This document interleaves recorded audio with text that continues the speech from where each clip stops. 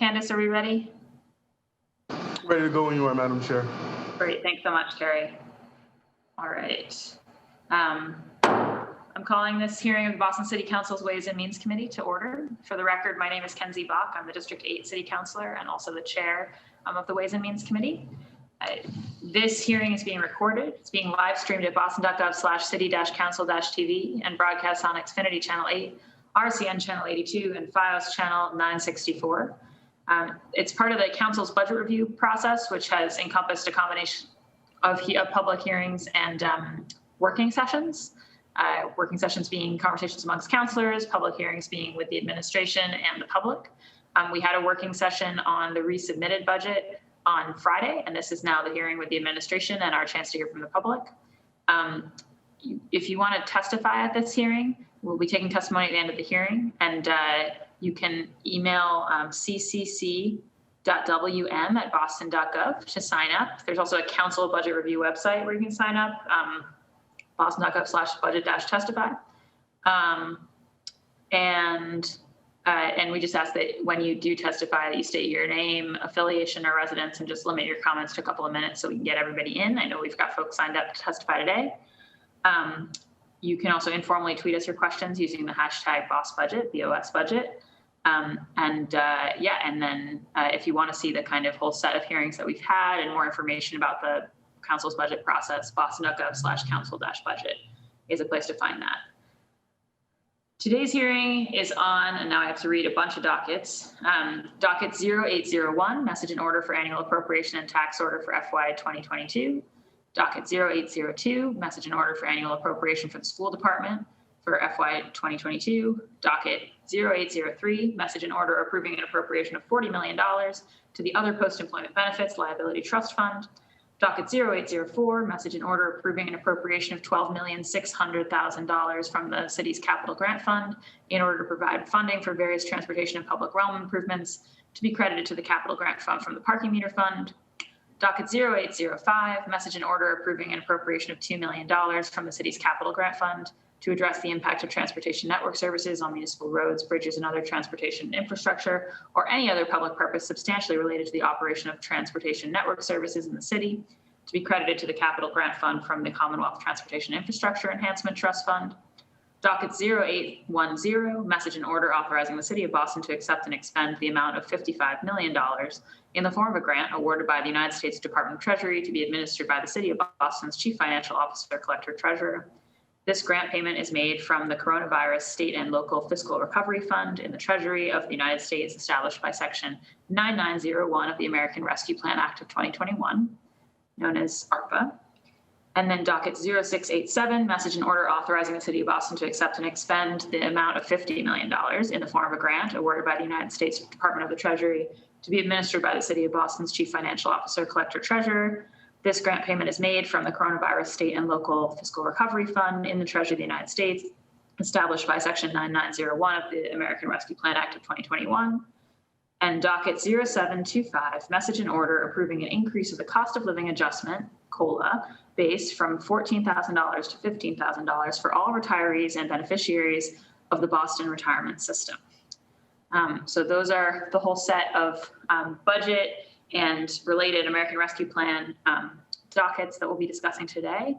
And with us is the aforementioned Chief Financial Officer, Collector Treasurer of the city, Justin Sterrett, joined, I think, by his staff from OBM. We've got Jim Williamson, the interim director, and Joanna Bernstein, the interim deputy director.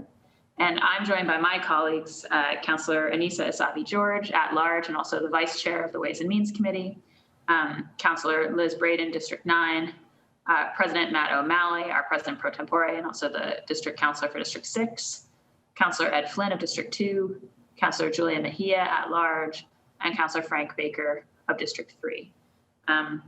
So thank you to colleagues for joining. We will first hear a short presentation from the CFO, and then we'll open up to questions. Mr. Sterrett, please take it away. Thank you, Councillor. I'm going to share my screen. Let me know when this pops up for folks.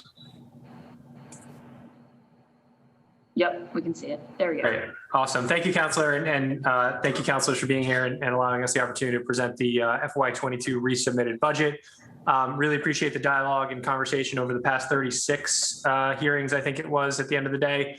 Some really good conversations, both in the hearings themselves, but also with public and the testimony that we've received. So really appreciate that. And for you, Counselor, for hosting this process, which I think in your second year has only gotten stronger and has built more of a robust apparatus for dialogue and meaningful back and forth. So look forward to getting into some of the details of the resubmission, but do want to start with a thank you for you and your team, as well as the counselors and all their teams in engaging in this process over the past 2.5 months.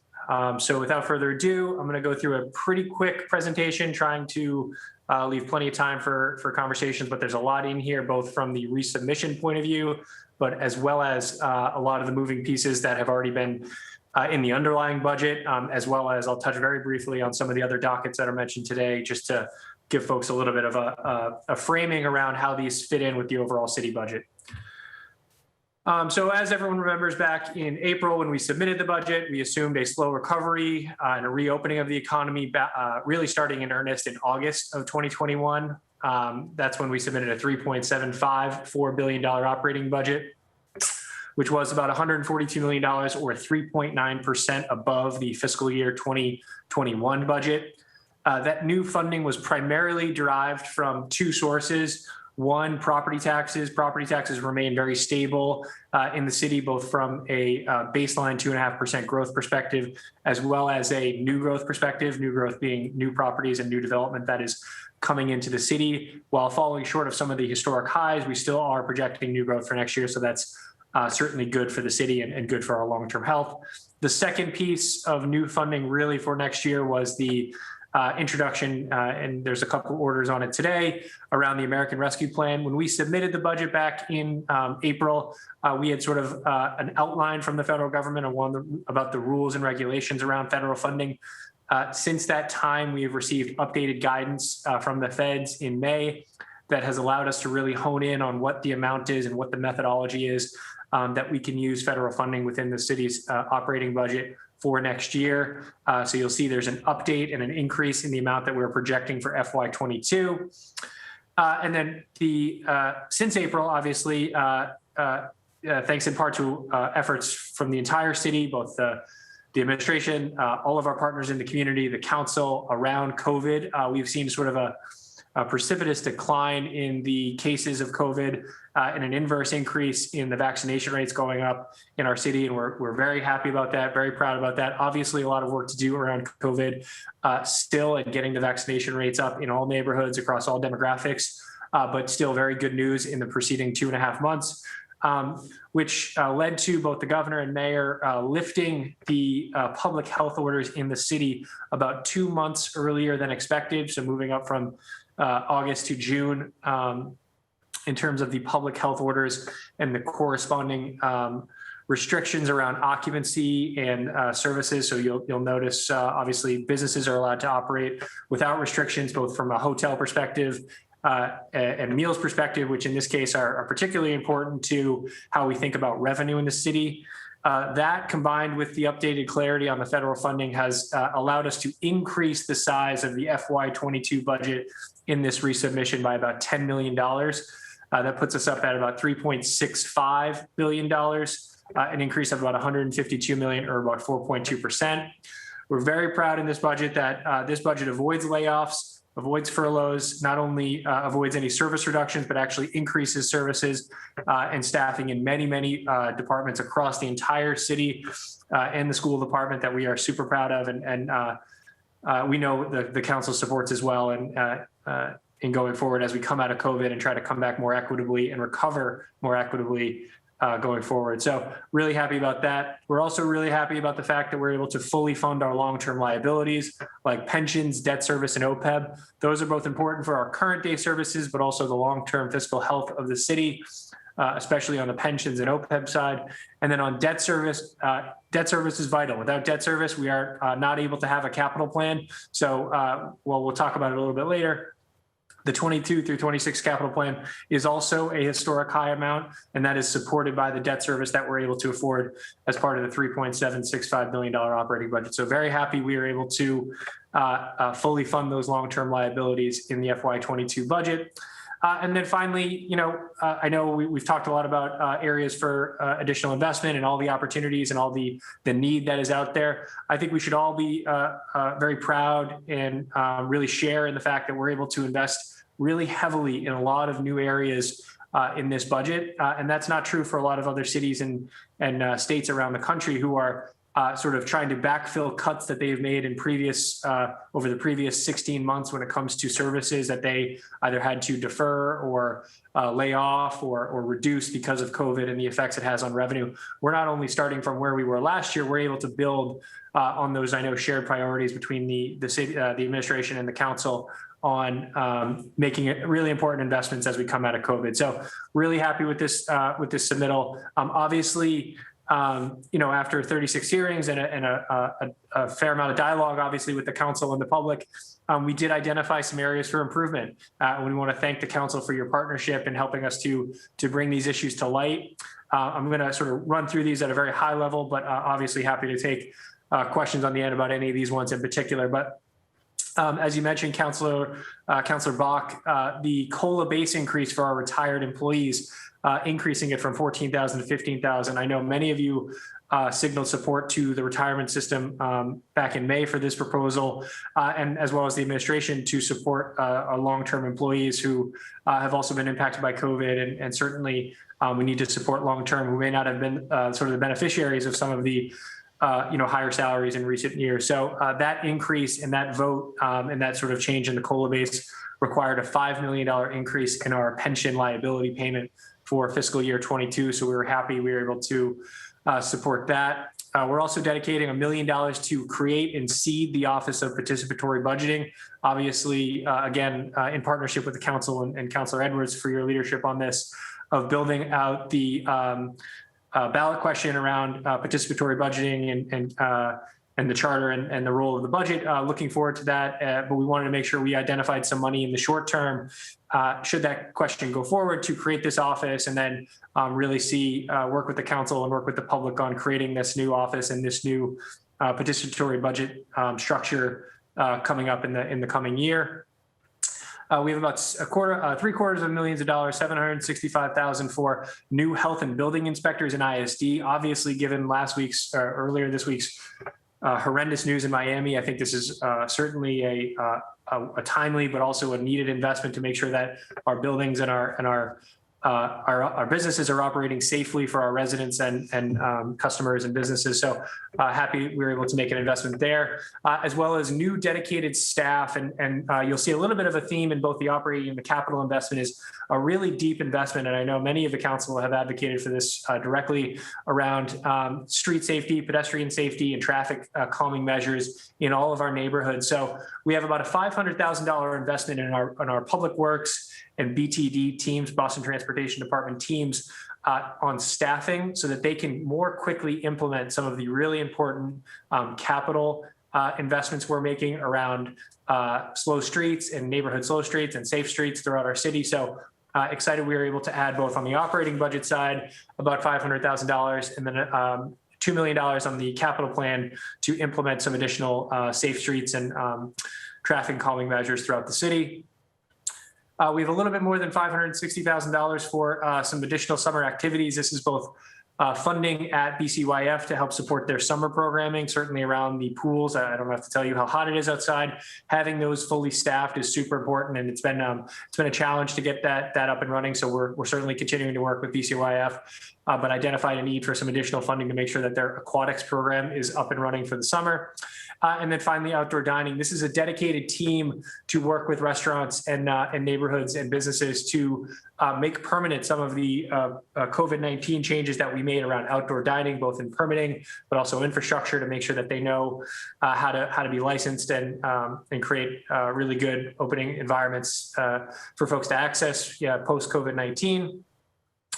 We have a little bit shy of $800,000 for an environment and healthy place initiative run out of the Environment Department to help address heat islands and obviously the tremendous impact that has certainly in disproportionately in different neighborhoods of the city. So working with Chief White Hammond on a new environment and healthy places initiative. This is investments around new cooling stations and new splash pads in different areas throughout the city, as well as additional funding for a composting pilot. I know President Pro Tem O'Malley, obviously near and dear to your heart, an investment in the composting program to get that up and running by September. So excited about that.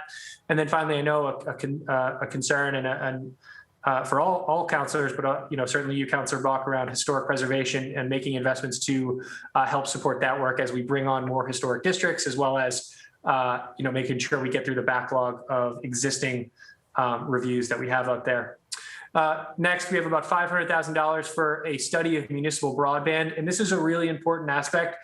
There's a lot of federal money coming both from through the city directly, but also from the state and through other categories. And we want to really take a hard look at municipal broadband and how we might be able to provide it as a city. But in order to sort of do that, we need to make sure we can do it and make sure we have the infrastructure in place to support it. So as that new federal funding and we, both the administration and the council, think about how to make investments with that funding, we want to get moving on a study to get that process rolling, as well as $300,000 for jobs for young adults who do not currently fall under the existing youth jobs program in the city. And I know Councilor Mejia, you've been a strong advocate for that. So we're excited to add that $300,000 for that program as well, and look forward to working with you to fill that program out over the summer.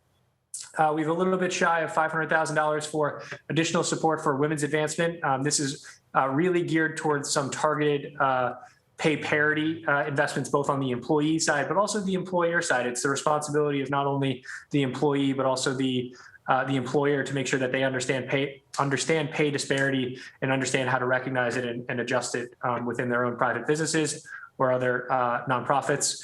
And then finally, a super important investment with our partners in MOIA, the Mayor's Office of Immigrant Advancement, around the Immigrant Defense Fund to make sure that that has funding for next fiscal year, about $150,000.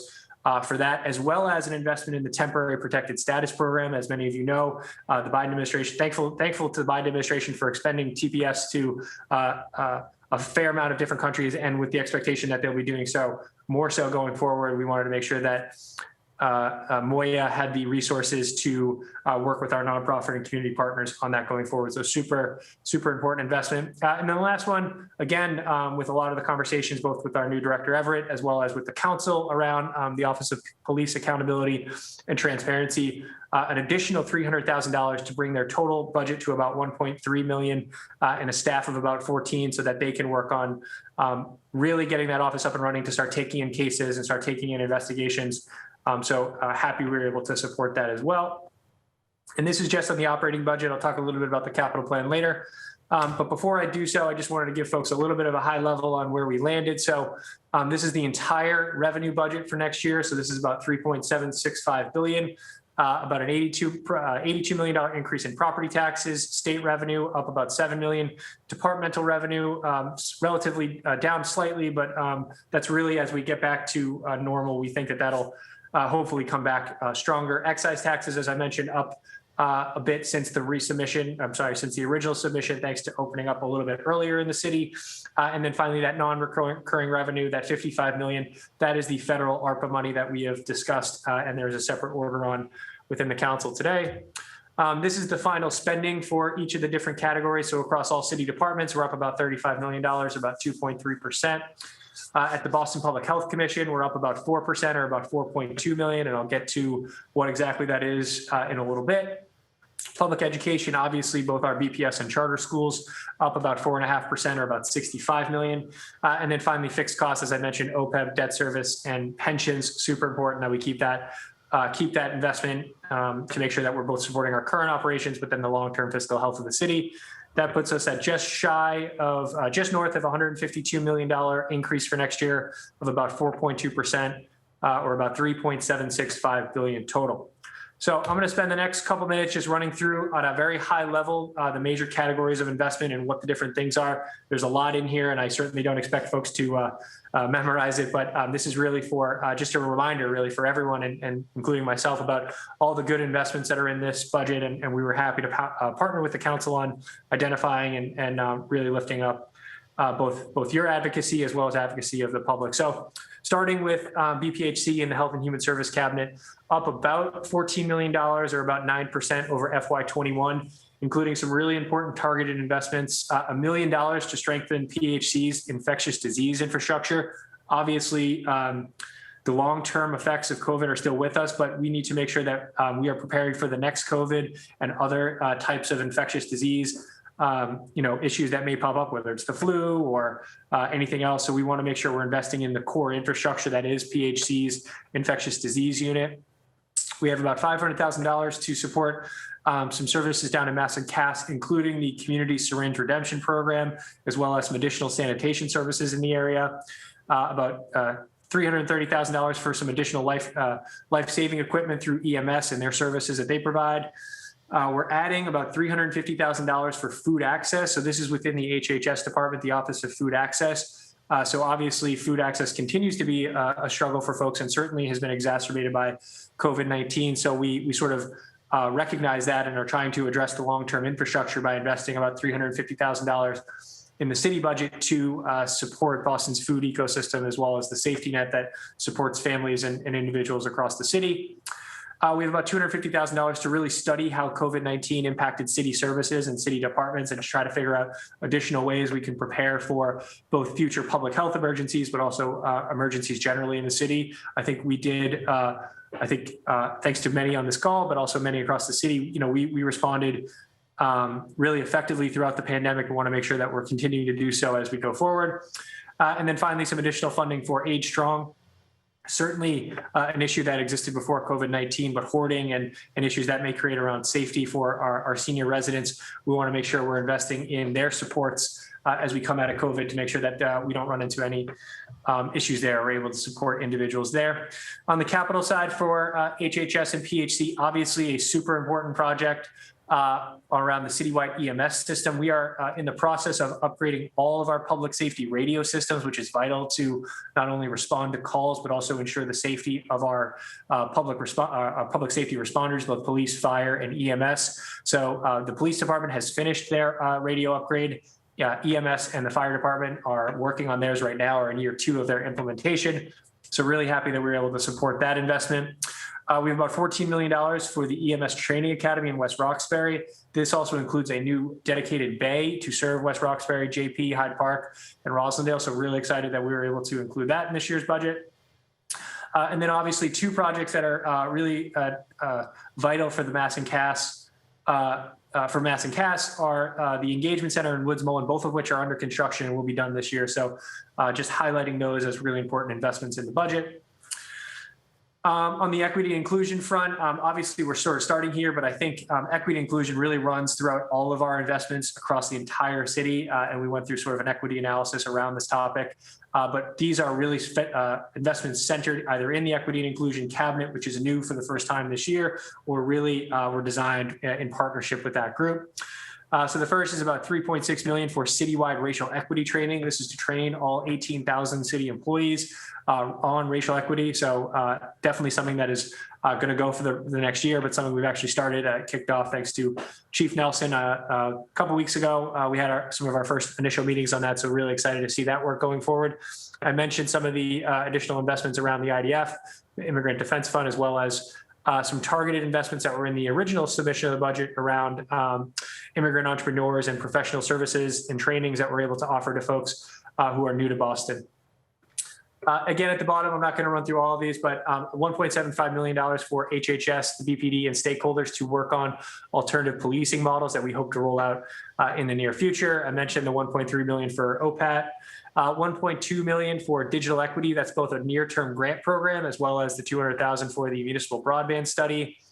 An additional $250,000 for equitable procurement, staffing, and services. Obviously, as we continue to unravel the onion that is procurement in the city to make sure we are getting targeted investments in businesses and in supporting both small and local minority-owned businesses. It requires more and more effort and investment on behalf of the city. So this is additional funding for both the procurement office and the A&F office to do that. Additional funding in BPL around equity and outreach for specific coordinators for the library, as well as targeted librarians and librarian services in a couple of different branches as they reopen post-construction, which is exciting. New investment is a new Parks Department environmental justice program manager to ensure that we are really taking environmental justice concerns and issues into account as we look at capital projects throughout the city. We want to understand what the environmental impacts are for both the environment, but also communities and neighborhoods as we think about our capital project going forward, our capital plan going forward, I should say. So that's a really exciting new position. And then finally, some really exciting ones that I know folks both on this call, but throughout the city, we're excited to see both included in this budget is both waiving or getting rid of the BCYF membership fees for individuals and families at different locations at different BCYF centers throughout the city, as well as eliminating library late fees as part of the FY22 budget. So really excited, really an opportunity to get folks back engaged and excited about coming back to visit their libraries, their BCYF centers, and engaging in those services that have been dormant or have been moved remotely or via video for the last year, and excited to see that as they reopen those buildings, we're able to get more folks in there.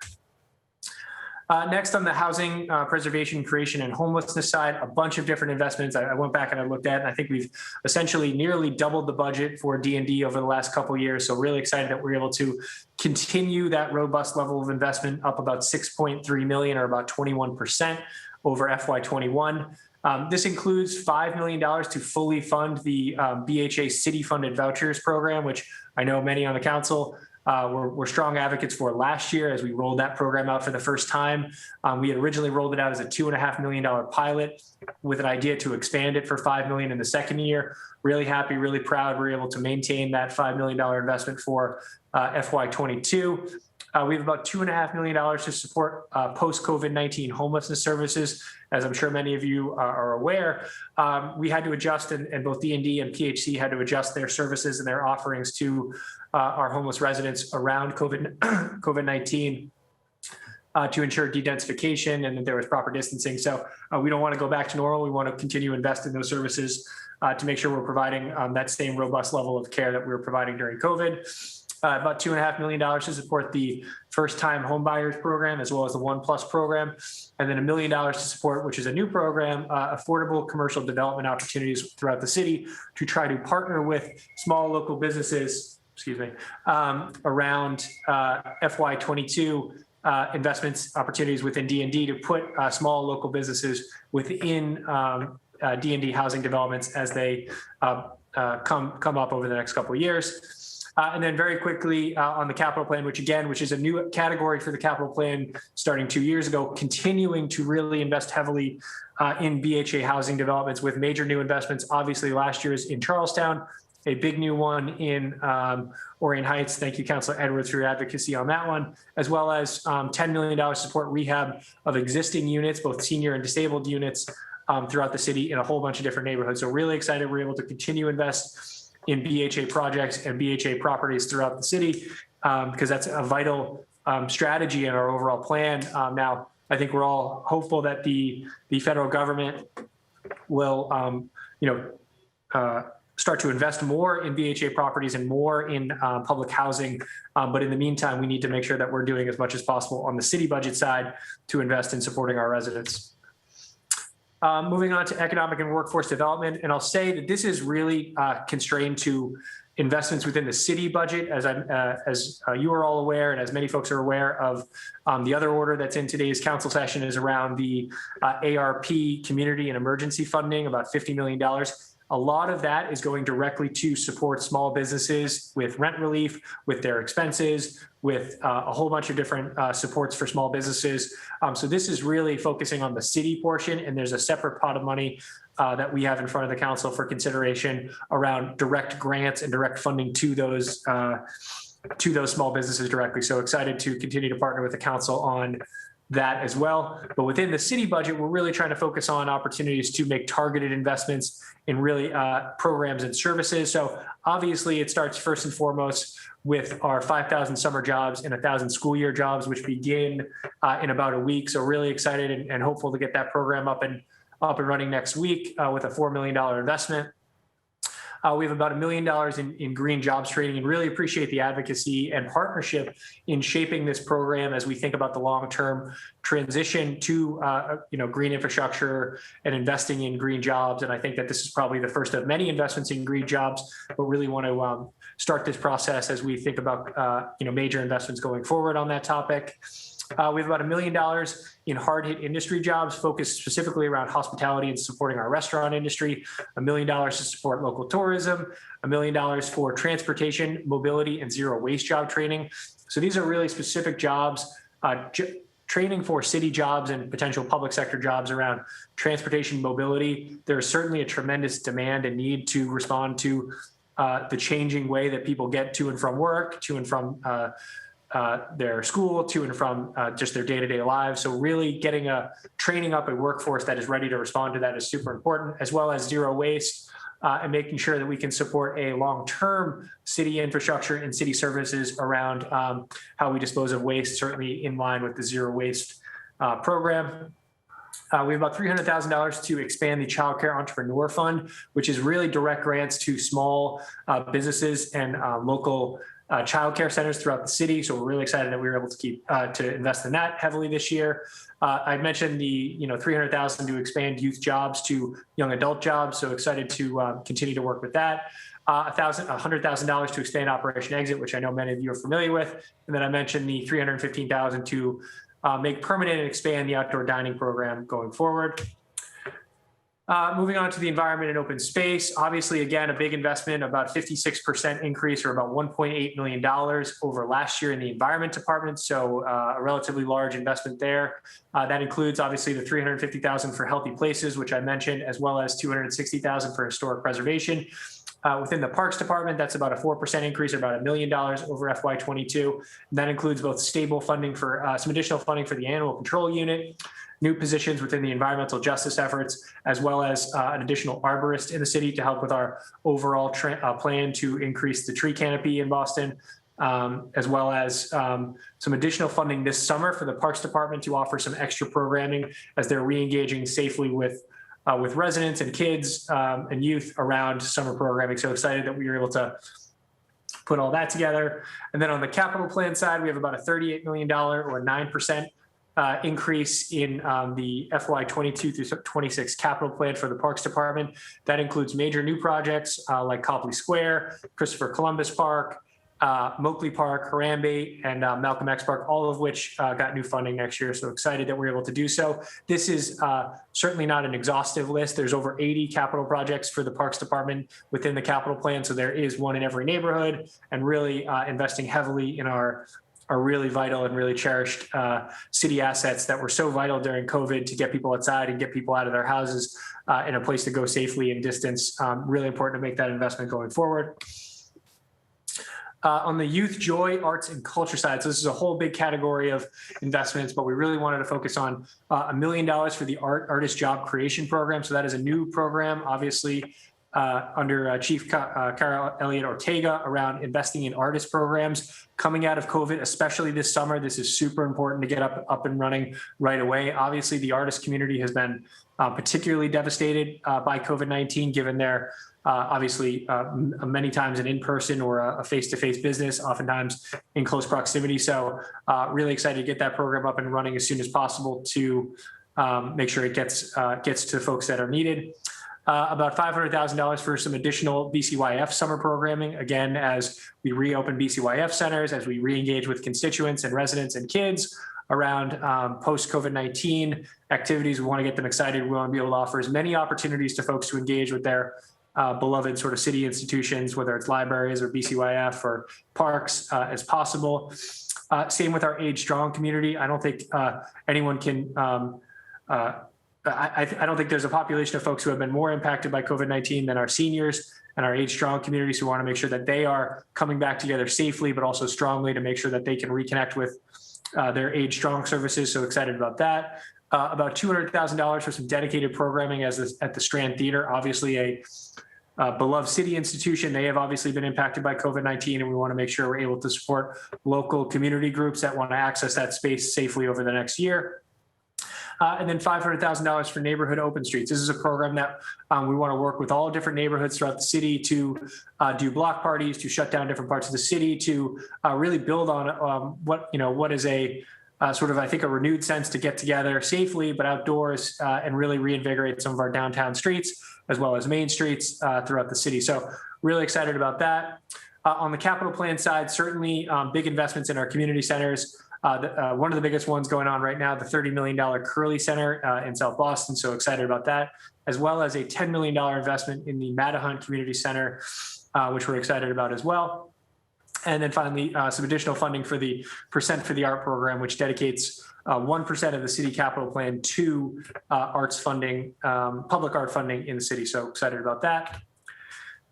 On the streets and transportation side, we have about a $5.8 million or 4% increase. As I mentioned, this includes that $500,000 for the additional team around rapid implementation of traffic calming measures and neighborhood slow streets. So excited we're able to put that investment in there, as well as that $1 million for post-COVID mobility jobs, as well as $500,000 for both the future of waste and to create the city's first centralized zero waste drop-off center. So we're excited about launching all of those activities this summer, obviously pending the budget vote.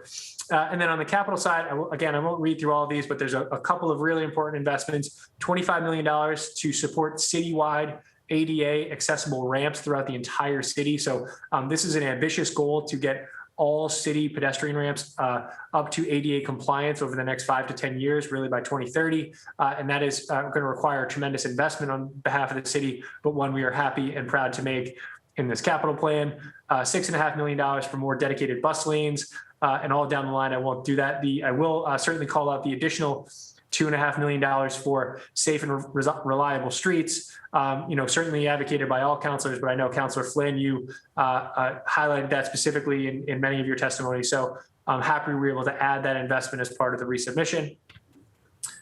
So that's on the operating budget side. I'm going to talk very quickly about the schools budget and then the operating, and then obviously happy to take the capital plan, but then obviously happy to take any questions from the council. So on the FY22 BPS operating budget, we have a $36 million increase over FY22. This is the second year of the $100 million commitment to BPS, and really does provide some really critical investments that need to go into place and should go into place should this funding be approved for the September start date. We know coming out of COVID, there's going to be a tremendous amount of need, and this investment is vital to get the school year off to a right start and make sure we have these positions hired and trained and ready to go for September when students are back and families are sending their kids back to school for the fall. So this includes $17 million to put a social worker and family liaison in every school. Includes about $1.5 million to add 20 additional daytime custodians. Obviously, our custodians have been working tirelessly throughout COVID-19. This would allow additional support for many schools to have more daytime coverage of custodians. Some were just having some at night. This will allow custodians to go throughout the entire district. And then finally, $18 million to support school budgets amid enrollment declines.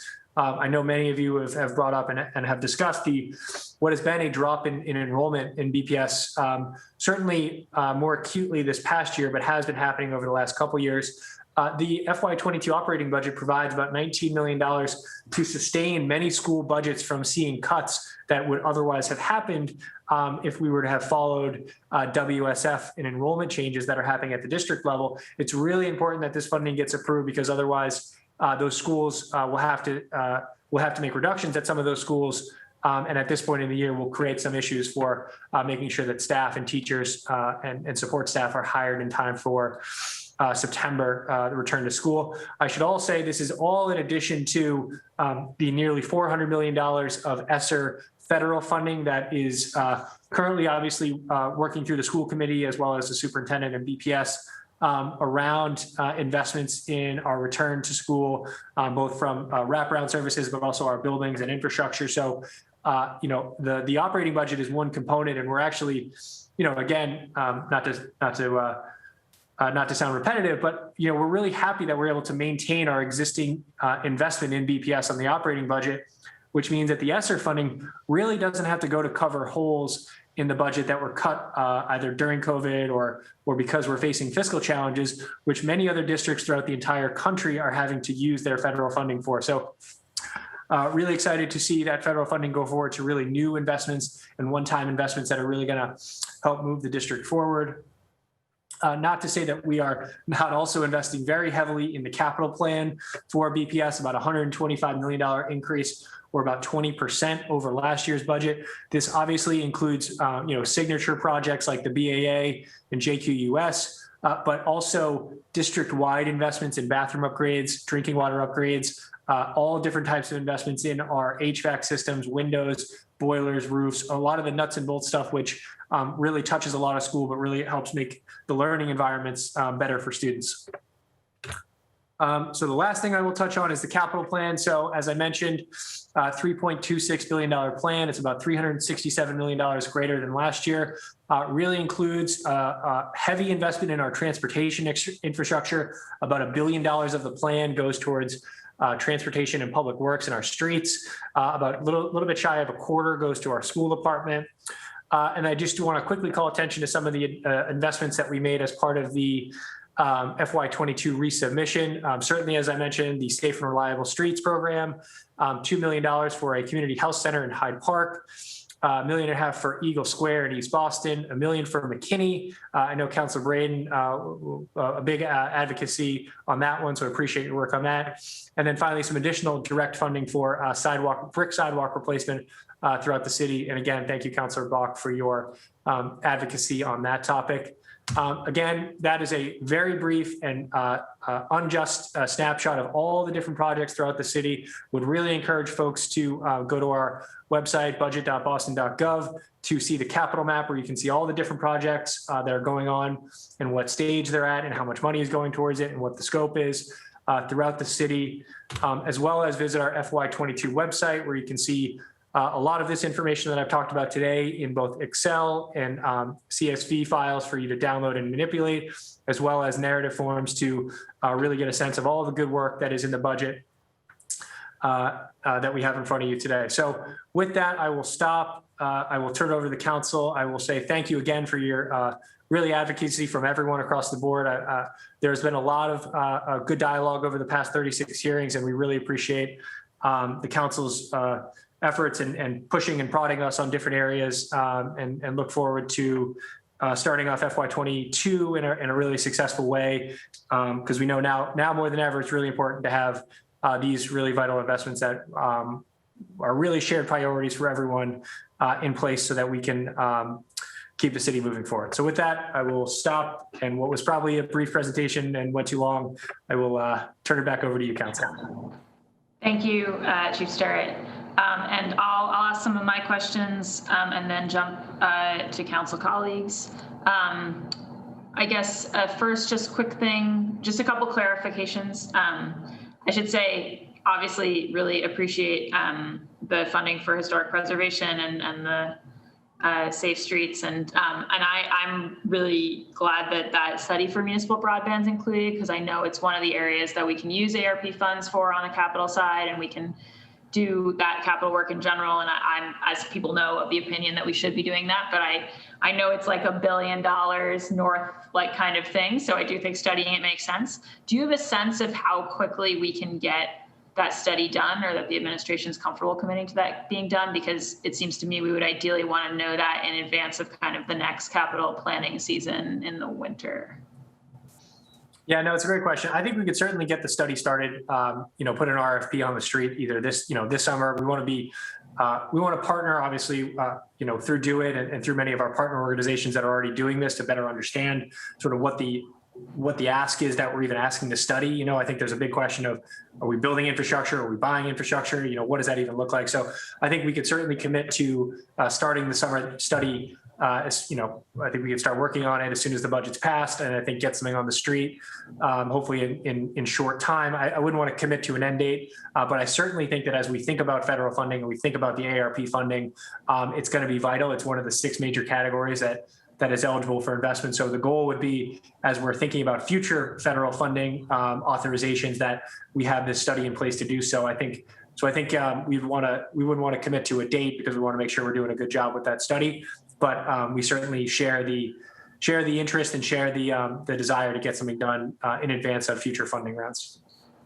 And can you speak a little bit to the move of funds from, there's a whole bunch of funds and positions that move from OED to equity, I think, in the refiling. And I know some people were saying, wait, why is this getting cut dramatically? And it's just because it's moving, but can you speak to that a little more? Yeah, absolutely. And it's oftentimes as we're sort of creating cabinets, creating departments, and sort of shifting how we talk about things. As part of the FY22 resubmission, we are shifting the equity and inclusion unit, which was part of the Office of Economic Development in previous fiscal years, out of the Office of Economic Development and directly under Chief Barrios Milner over in the Office of Equity and Inclusion. So it's not a cut, it's just moving positions. In fact, there's even more investment sort of net between the two in that unit going forward. So, happy and excited that we're able to do that. It was a timing thing before, as we continue to work through in partnership with our labor and HR folks around just the process of doing so. We weren't quite ready to do it for the original submission, but now we're ready to move forward. Great, thank you. And on the Child Care Entrepreneurship Fund, I think I saw 300,000 on your slides. In my head, I had remembered it being at 250. And I know at one point MOA, I think in their presentation to us, said there was 375. So I know that was something that came up in the council's working session on Friday. But what's the actual number currently in for that? Yep. So I'll get you the total investment. I'll have someone on the team look it up. But it was $250,000 for the direct program, and then $50,000 to add an additional staffer within MOA to help support expanding the program. Obviously, as you're doubling the size of it, it requires additional staffing to help support those organizations, but also running the grant program. Got it. And then I guess the big picture question from me is, it's no secret from last week that, there are a number of counselors who feel like there are areas where we could and should be committing more. Some things that this budget's doing, I think of that $1 million for green jobs and the fact that to really build out a multi-year, kind of serious program, we know we're going to need more. We talked a lot about the acquisition opportunity program. So, I think that the council on Friday was discussing in more detail potential things that could be in a supplemental appropriation, as a piece of getting to yes on the operating budget this week. And I just wanted to, ask if you're open to that approach as we try to get to yes here. Yeah, I think we share the idea that what's in the budget is not perfect, and we really want to work with the council to improve and expand along a lot of the work that we're doing. I think we also want to be mindful of we don't want to sort of box ourselves into major investments, before we really have the kinks worked out of the program. So I think we could certainly, we'd love to continue the dialogue and the conversation around, future federal funding that doesn't have to wait for another 6 months. So I think we'd be happy to really work with the council over the next short while to think about additional investments we might be able to make using some of that ARP money, knowing that there's certainly a tremendous need out there across a whole host of topic areas that we all share a desire to continue to invest in. Great. That's good to hear. And definitely, I think this should be the focus of our next couple of days. And I know that counselors will have related questions. Councilor Asabi George. Thank you, Madam Chair, and Justin, thanks for that thorough presentation this morning. I am curious about one of the things that I've been focused on in my work, especially over this budget cycle, has been the social workers and emotional and social supports in our schools. And we have an additional investment to support social workers and family liaisons. I am really I really want to impress upon the administration how important it is to have a full-time social worker or a mental health provider, a licensed individual practitioner in every one of our schools. Can you talk about where we are with making sure we have a 1.0 FTE social worker or mental health provider? It doesn't, I think that we've been focused on social workers, but a clinical provider is important to me and full-time in each building. Yeah, no, it's a great question. And I'll take one step back. It's actually, it's sort of fortuitous and sort of really good forward thinking on behalf of both, both this council as well as, I think the superintendent and school committee, that this has been a topic of discussion, I think, for the last couple of years, even before COVID. And I think even, it started with nurses in every school. And I think the social emotional side, certainly expanding to social workers and family liaisons has really been, I think, a top priority before COVID for a lot of folks. What the 3-year, $100 million commitment was going to do was going to bring a social worker and family liaison to every school. What the school department and certainly under Dr. Caselius' leadership, as well as the school committee, they've actually front-loaded the investment around the social workers and family liaisons to year 2 of that investment. So with this FY22 operating budget, we can get to a social worker and family liaison in every school throughout the city. What we're trying to do is make sure we have these supports in place as soon as possible. That way we can go out and hire them. So I think we'd love to, I'll certainly circle with the school department to see where they are with the hiring of that. But the goal will be to get a social worker and get a family liaison front loaded into year 2 of this investment and get that ready for this fall. So my understanding is this coming school year is in very many ways part 2 of having providers on site full time. And I'm really stressing the full time. My understanding is we have 26 schools in our portfolio that will not have a full-time provider come September. And similar to the work around my work, and in particular around nurses, we can't have, we can't decide when a child may become ill. We can't decide, the bumps and the bruises and the more significant issues that our students face. And that's why it's so that the time of day or the day of week, that's why it's so important that the providers are on site and full time.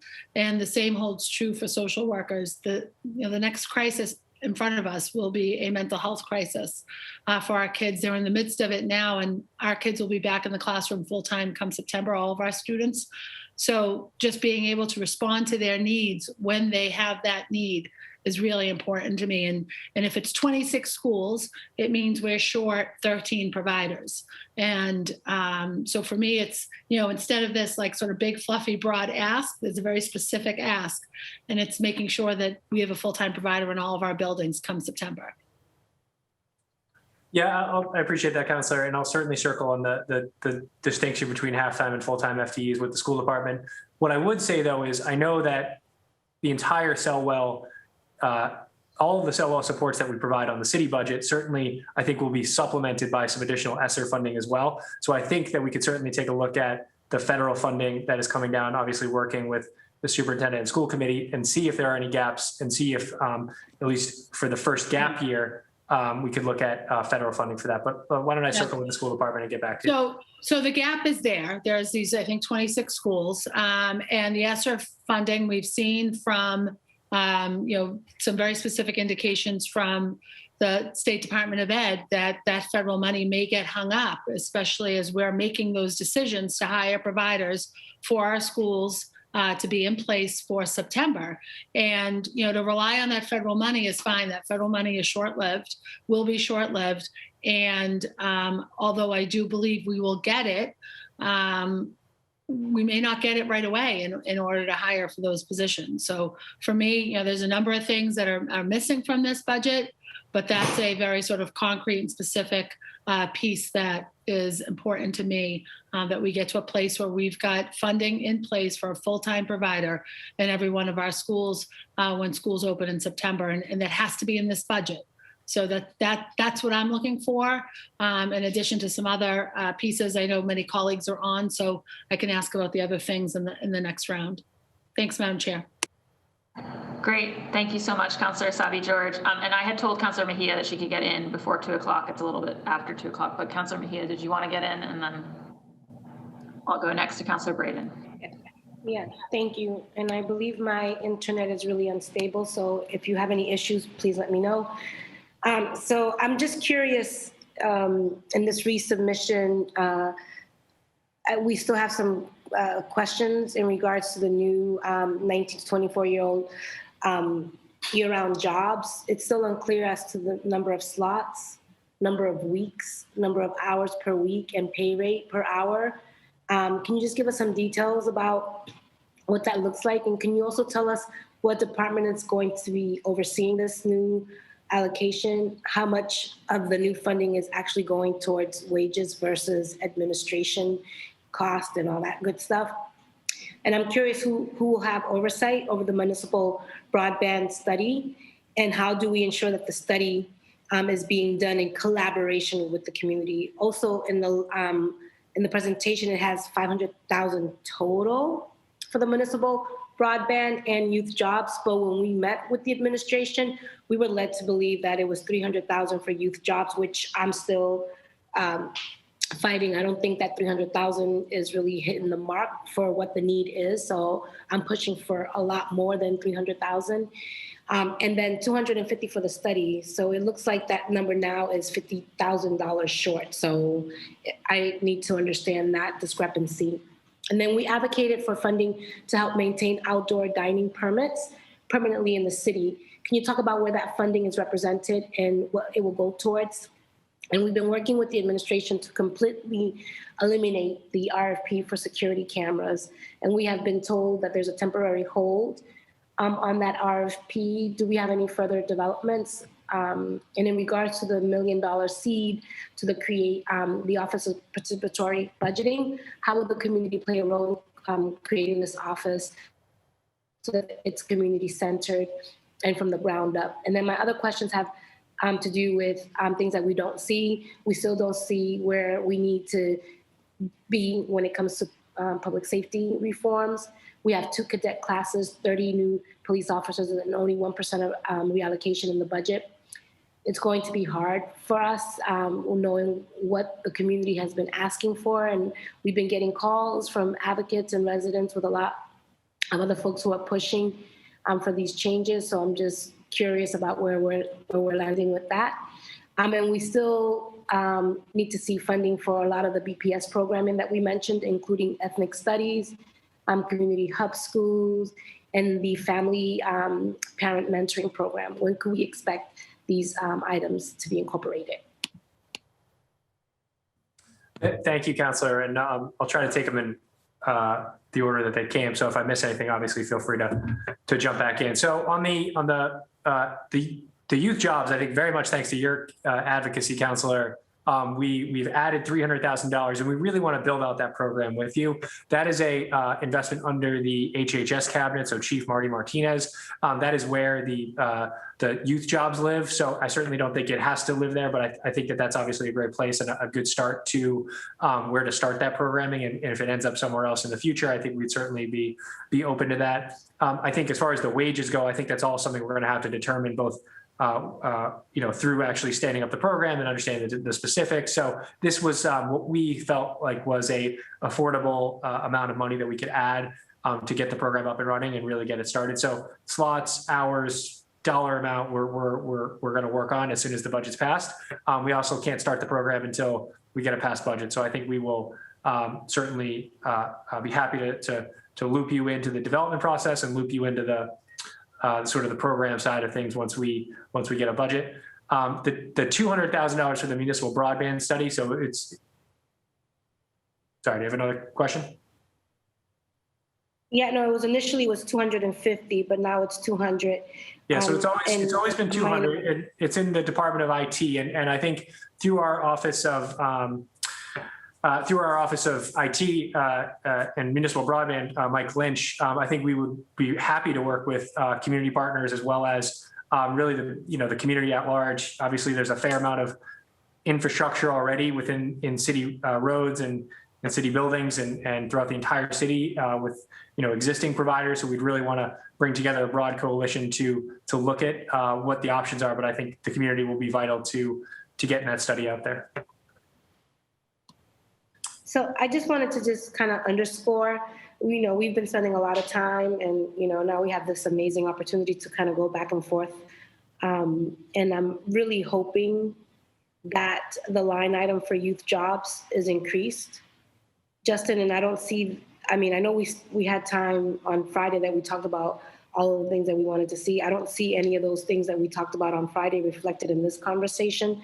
So in regards to youth jobs, that's definitely, as Councilor Asabi George is very adamant about what she's fighting for, I'm going to be very clear that I don't think $300,000 for that line item is enough. I don't think that we're going as hard as we can for that. Appreciate that. Appreciate the insight. Thank you. I think there was a couple other questions, but I'm blanking on them now. Yeah, it was in regards to outdoor dining. Yep. So we added about $315,000 to the budget, and this is across both licensing, economic development, and public works, I believe. And these are staff to help support the long-term implementation of the program. So that's both around licensing for those outdoor sites, making sure that we can obviously get them licensed, and then staffing around economic development and public works to make sure that they can cite it correctly, that it's safe, that it's accessible, all that stuff that went into sort of the development of the program. So we, created a dedicated team of folks to work on that issue going forward, because we know it's something that the community and residents and businesses alike all are advocating for and want us to keep going forward. So. Did you say 315 or 350? 315, I believe, is the final number. 315? Yeah, 315. Okay, because we were told it was 350. Okay, we'll find that. We'll find out where that distinction was, and we'll correct it. Well, it was like $45,000 in what we walked out of the first initial round of conversation. So yeah, we need to figure out where some of these discrepancies lie. Happy to do that and follow back up, Counselor. Yeah. And then I guess I'm curious about the RFP for the cameras. Yeah, that's a good question. I'm going to have to get you a follow-up on that. I am not up to speed on where the RFP is, but that is certainly something we can get to you as soon as possible. Before Wednesday, we'll get you an update on that. Before Wednesday, before 12 Wednesday? About end of day tomorrow, Counselor. Okay. Okay, I like that answer. And then in regards to, this whole idea of additional cadet classes, I know we have one coming up in July, and I'm just curious, where are we landing with kind of the rollout for that? Is it possible to, for some cost savings, to have the class roll out in January, just so that I just feel like right now everything's so unstable. We don't have a police commissioner, we have an acting mayor, there's a big election, there's just so much transition and turmoil. So I'm just curious if it just makes sense for us to kind of pause until we stabilize a little bit. That's an interesting proposal. I mean, I think the class is really designed around two things. One, we're seeing a tremendous amount of attrition out of the police force, given the age of the officers, as well as burnout that they're seeing, and that's driving a lot of the overtime that we're experiencing. So the investment is both, to get more officers on the street, but also to decrease the overtime number. So if we were going to delay the class, that would certainly put less officers on the street next year, as well as lead to increases in overtime. So I think we'd want to sort of understand the proposal a little bit more, but I think the overall timing around investments in just officers themselves is really geared towards both, boosting morale and decreasing burnout and addressing the attrition, but as well as helping to reduce the overtime numbers as well. Okay. Councilor Mejia? I'm going to be mindful. I see that gavel. Yes. I'm good. Thank you. Thank you. Thanks so much. Thank you for letting. Next up is Councilor Braden. Councilor should have the order. And I neglected to note we were joined long ago by Councilor Andrea Campbell and Councilor Michelle Wu. So thank you to them as well for being here. Councilor Braden, you have the floor. Thank you. And thank you, Justin, for your very thorough and extensive presentation. It seems like we've been doing this for months and months, but I just want to round back to the green jobs issue. And I really feel that the green jobs issue are sort of critical to our ability to build up our urban tree canopy across the city and not only plant trees, but actually try and keep them alive. And so they actually mature into trees that will provide some shade. And is there a way that we can sort of beef up that program and give it some legs so that it will actually deliver? I think sometimes we can be sort of cautious in the investment, and then not that that's that's a significant investment, but I just wonder if it's in the context of what we're trying to do in terms of our urban tree canopy, and training up young people or whomever to do these jobs, that will we be able to get where we want to go with that amount of money. The Childcare Entrepreneurs Fund money, 300K.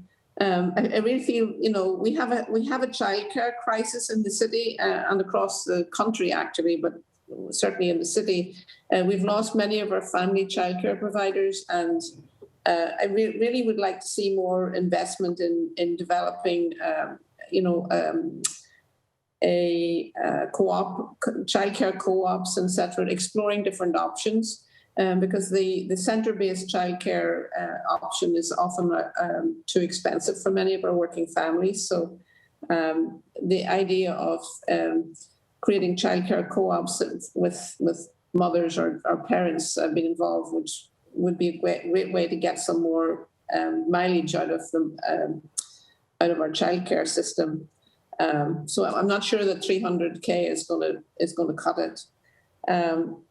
McKinney Park is 2 million short on its budget. I was hoping we could get it across the finishing line.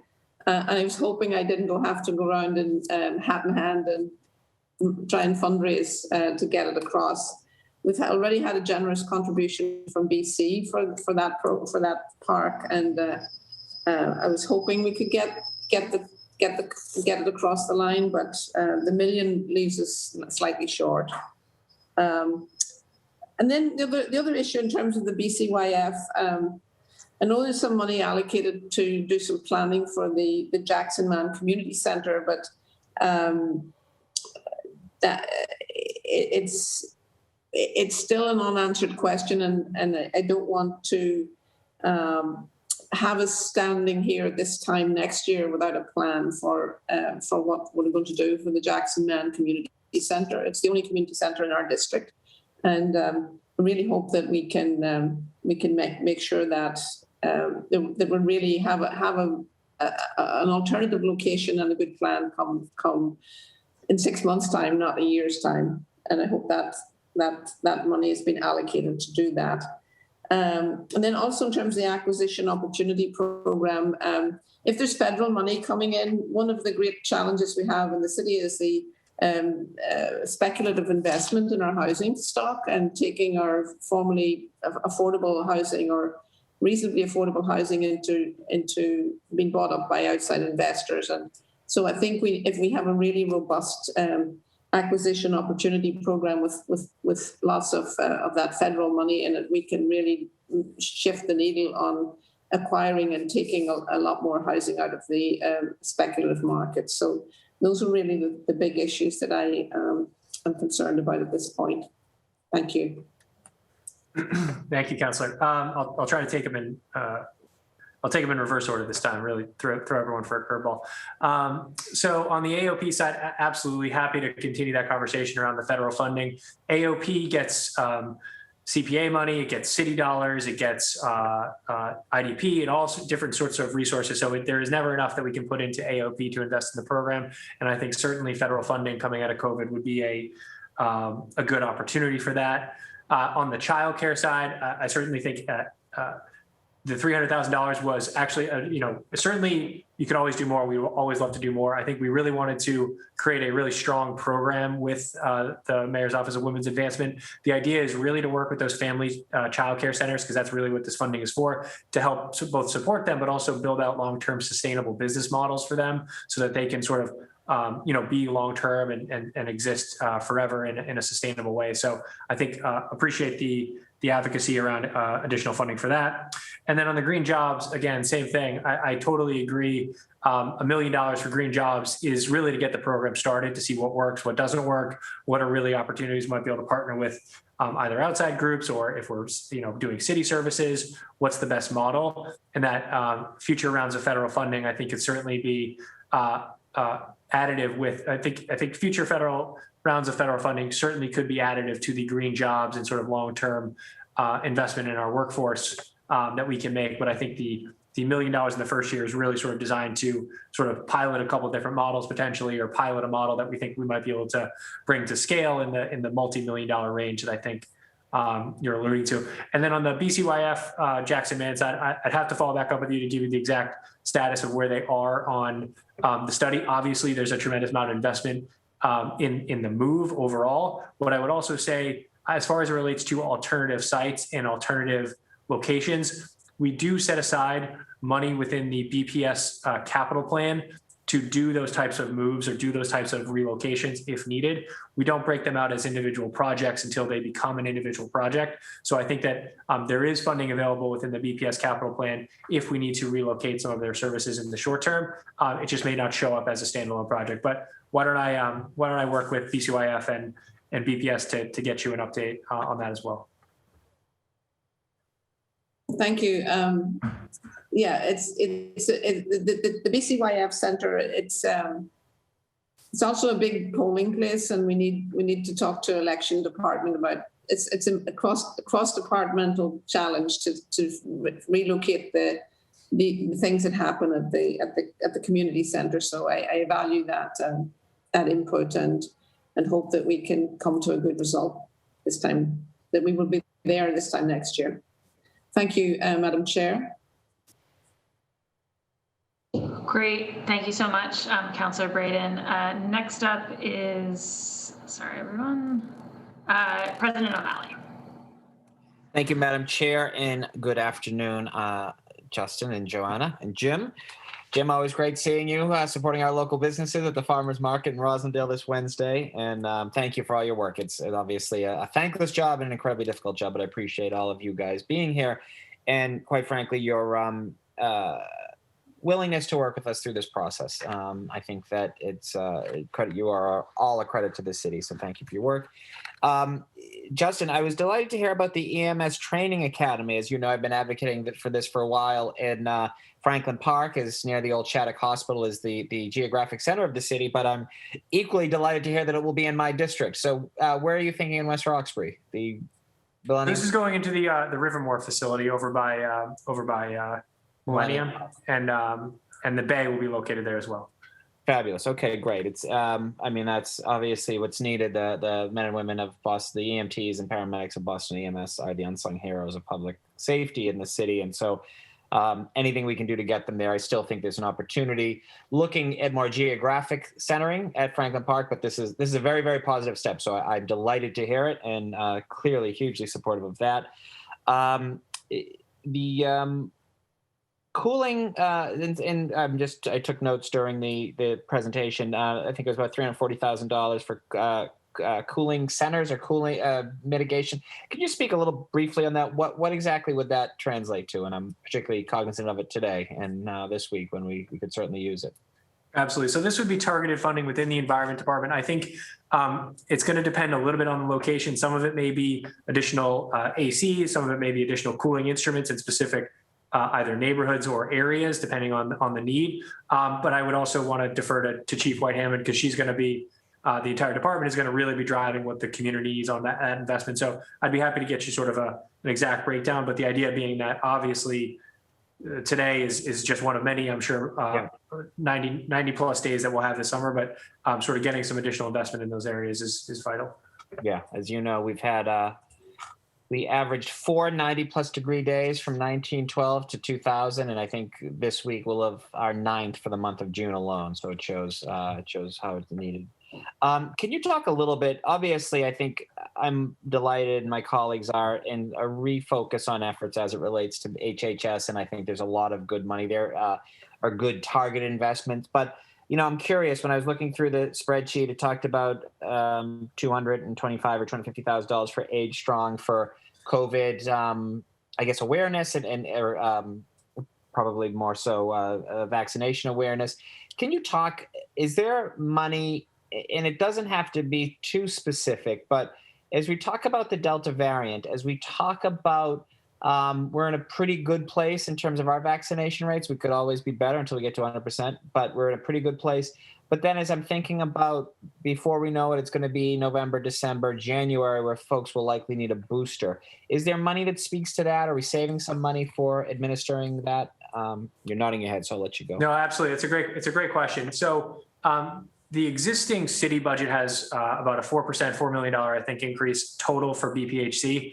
Separate than that, which supports sort of the general infrastructure of our BPHC, the type of efforts that I think you're outlining are actually in the dedicated $50 million that we put forward for the community and emergency relief funding, which is actually also on the docket for today's conversation. But that was sort of continuing the direct investment in both community vaccinations and testing and all the apparatus that we've stood up, that the city has stood up over the last 16 months going forward, right? That's a $10 million investment that'll keep us going on all those initiatives for the foreseeable future. That's great to hear. And yeah, I mean, obviously I know we all support that. I don't want to get too focused on that as we prepare for the budget vote, but I just think that, we learned so much over the last 16 months, and it was really after a very bumpy start. And I think the governor would be the first to admit that he and his administration had a bumpy start. I think that we've seen such a remarkable access to vaccination, and it was free and it was easy. And particularly, there were some seniors who were homebound that I worked with the Public Health Commission to get someone to administer or to pick them up. So anything we can do, that should never be a budget buster. I'm hopeful that for the foreseeable future, we'll be able to support that. Obviously the Safe Streets money is something that I'm very delighted for and grateful, and wanted to note Councillor Flynn for his leadership there as well. I know there is no one here from BPS, so perhaps I hope they are watching this, because in one of the line items talks about the resubmittal $18.5 million to sustain school budgets amid enrollment decline. That's needed, that's important, but I think we're burying the lead a bit there, and that's that we've seen such dramatic enrollment decline that we're talking about $18.5 million to sort of offset it. And that's, for those watching, early on in my counselorship, we switched to a weighted student funding formula where the money would follow the students, which is a much more fair and equitable system. But I think it underscores the fact, and this is one of the concerns that I really have with BPS, is that we are seeing such enrollment. And I think for many families and would-be families, BPS isn't the safe, or I shouldn't say safe, isn't the, doesn't work for many families. And there's a lack of confidence in BPS. And I think, that speaks volumes to what we need to see over the next 2 days from the superintendent, from her team, to make sure that we at least begin a process. And Councillor Savi George talked about some ways we could address these issues, but just going forward, there's a lot that needs to be discussed as it relates to BPS going forward. So I think I'll close simply by saying, again, Chair Bach, I think, set the right tone at this. I really appreciated Friday's opportunity to just have a counselors only, although I'm sure you all watched, it was streamed as it should be, working session. I think there's an opportunity as we look at the next 48 hours to perhaps, in the chair's words, look at a supplemental filing as it relates to budgetary, as it relates to some of the federal funds available on some of the more specific initiatives that we want to see. I am delighted and want to recognize that there's a big push in many of the environmental initiatives near and dear to my heart, but there could be more as it relates to building standards, as it relates to different opportunities. There is no electricity in huge swaths of Portland, Oregon, where my sister-in-law lives right now, because the temperature hit 112, 113 degrees. So literally some of the electrical wires are melting. I mean, this is my long way of saying that the environment is infrastructure as well. So there's an opportunity, I think, for Boston to once again lead on that. That is all for this round, both questions and a statement, but thank you all for your tireless work. Thank you, Madam Chair. Thank you so much, President O'Malley. Thank you for your leadership on this. Next up is Councillor Edlin. Thank you. Thank you, Councillor Bach, and thank you, Councillor Bach and President O'Malley, for the important work and your leadership. I want to say thank you, and to Justin and the budget team, thank you as well for your positive leadership. Jim and Johanna and everybody that's on. Justin, I had a couple questions. We had a meeting in South Boston last week that there was 200 people there. Unfortunately, we had a death in the community. A motorcyclist was hit and killed. But obviously, pedestrian safety is still the issue I focus on all day long and all night long, and on the weekends as well.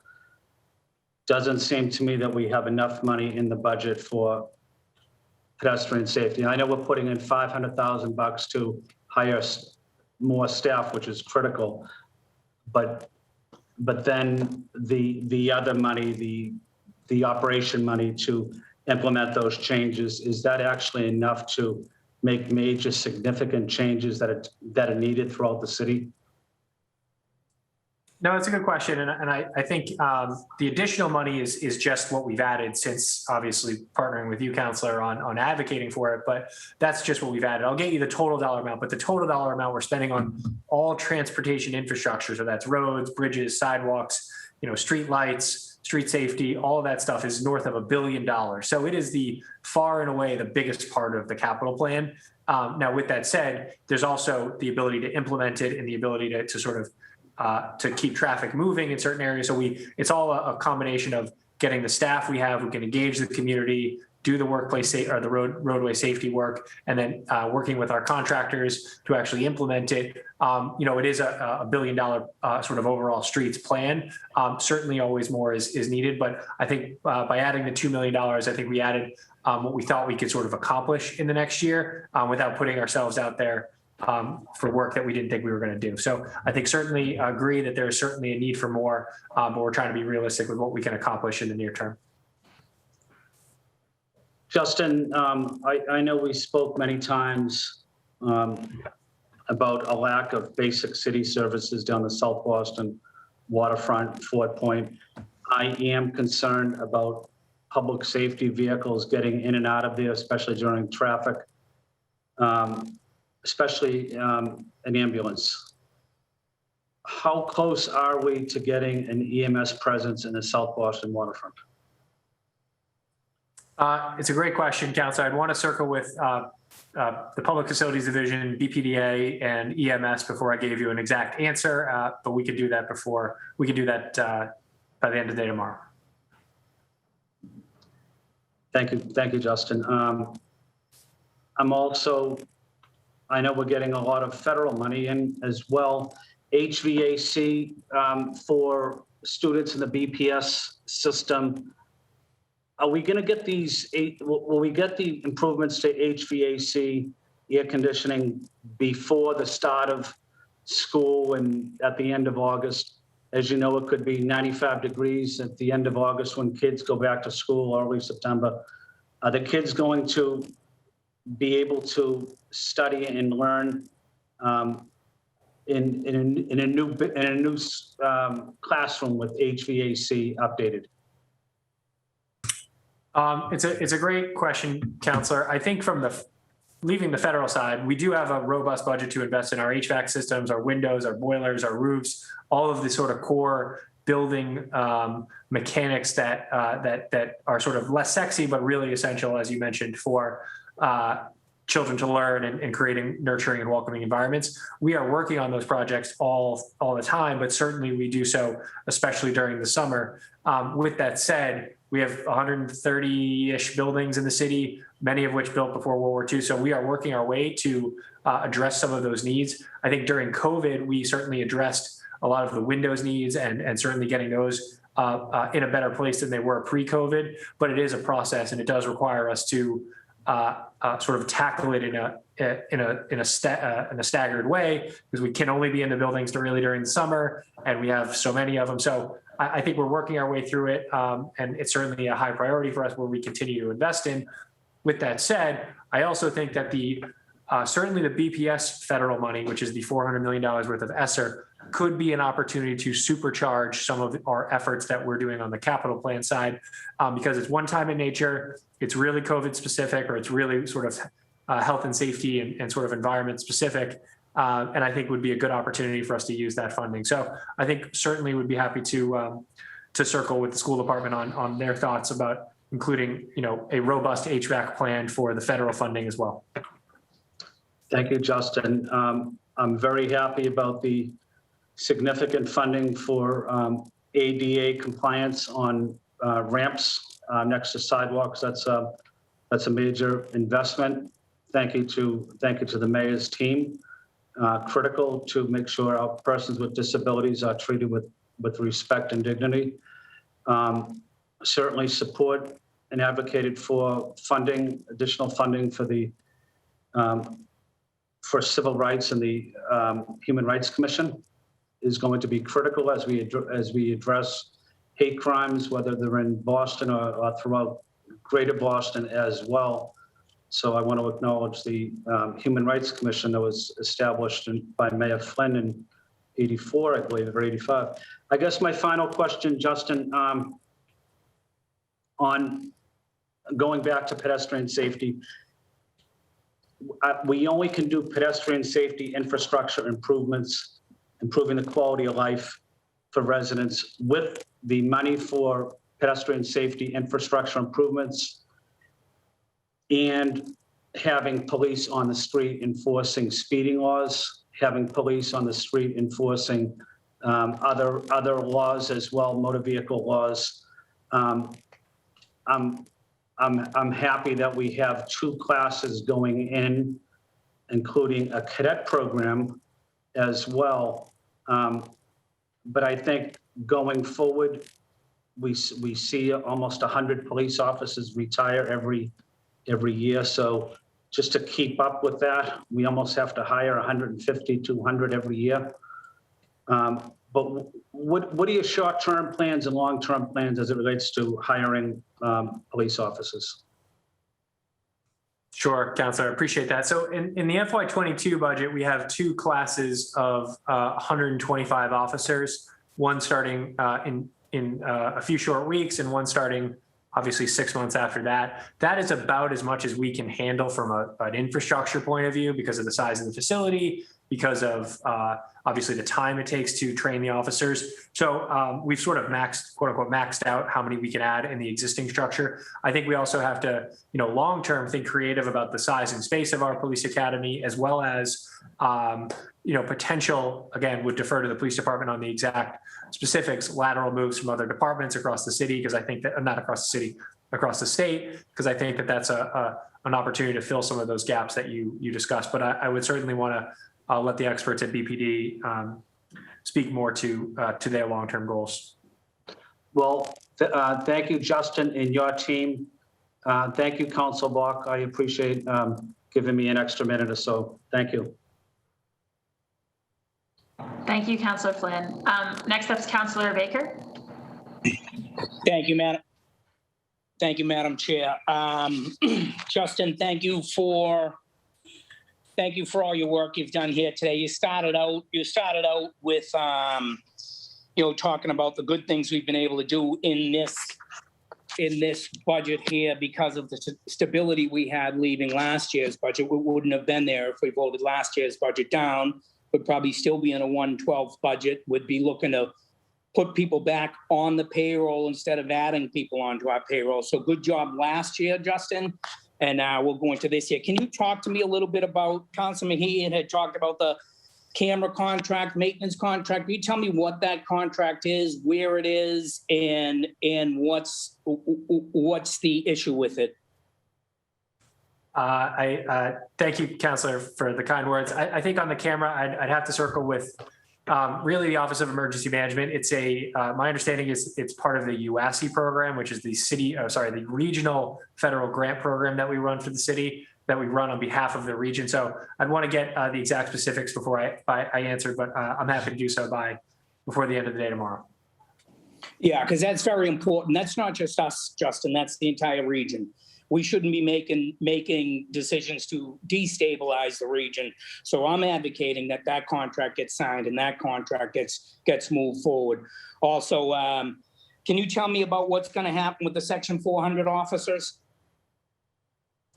Again, a very good question for those maybe watching at home. So this was a change to the, this was as a result of the police reform, statewide police reform bill, they made an adjustment to the Section 400 of the special police officers within the entire state, but especially affects Boston and in a few of our different areas. We are working closely with our unions, our city delegation, our state delegation, to try to find solutions. Unfortunately, we are in a position where we have to respond to the law, and that is sort of the law of the land, unfortunately. So I'd be happy to circle back with you, Councilor, on some specific steps we're taking, but we are trying to work through what the impact will be, and then in the short term, and then try to work on ways to reverse it in the long term or fix it in the long term.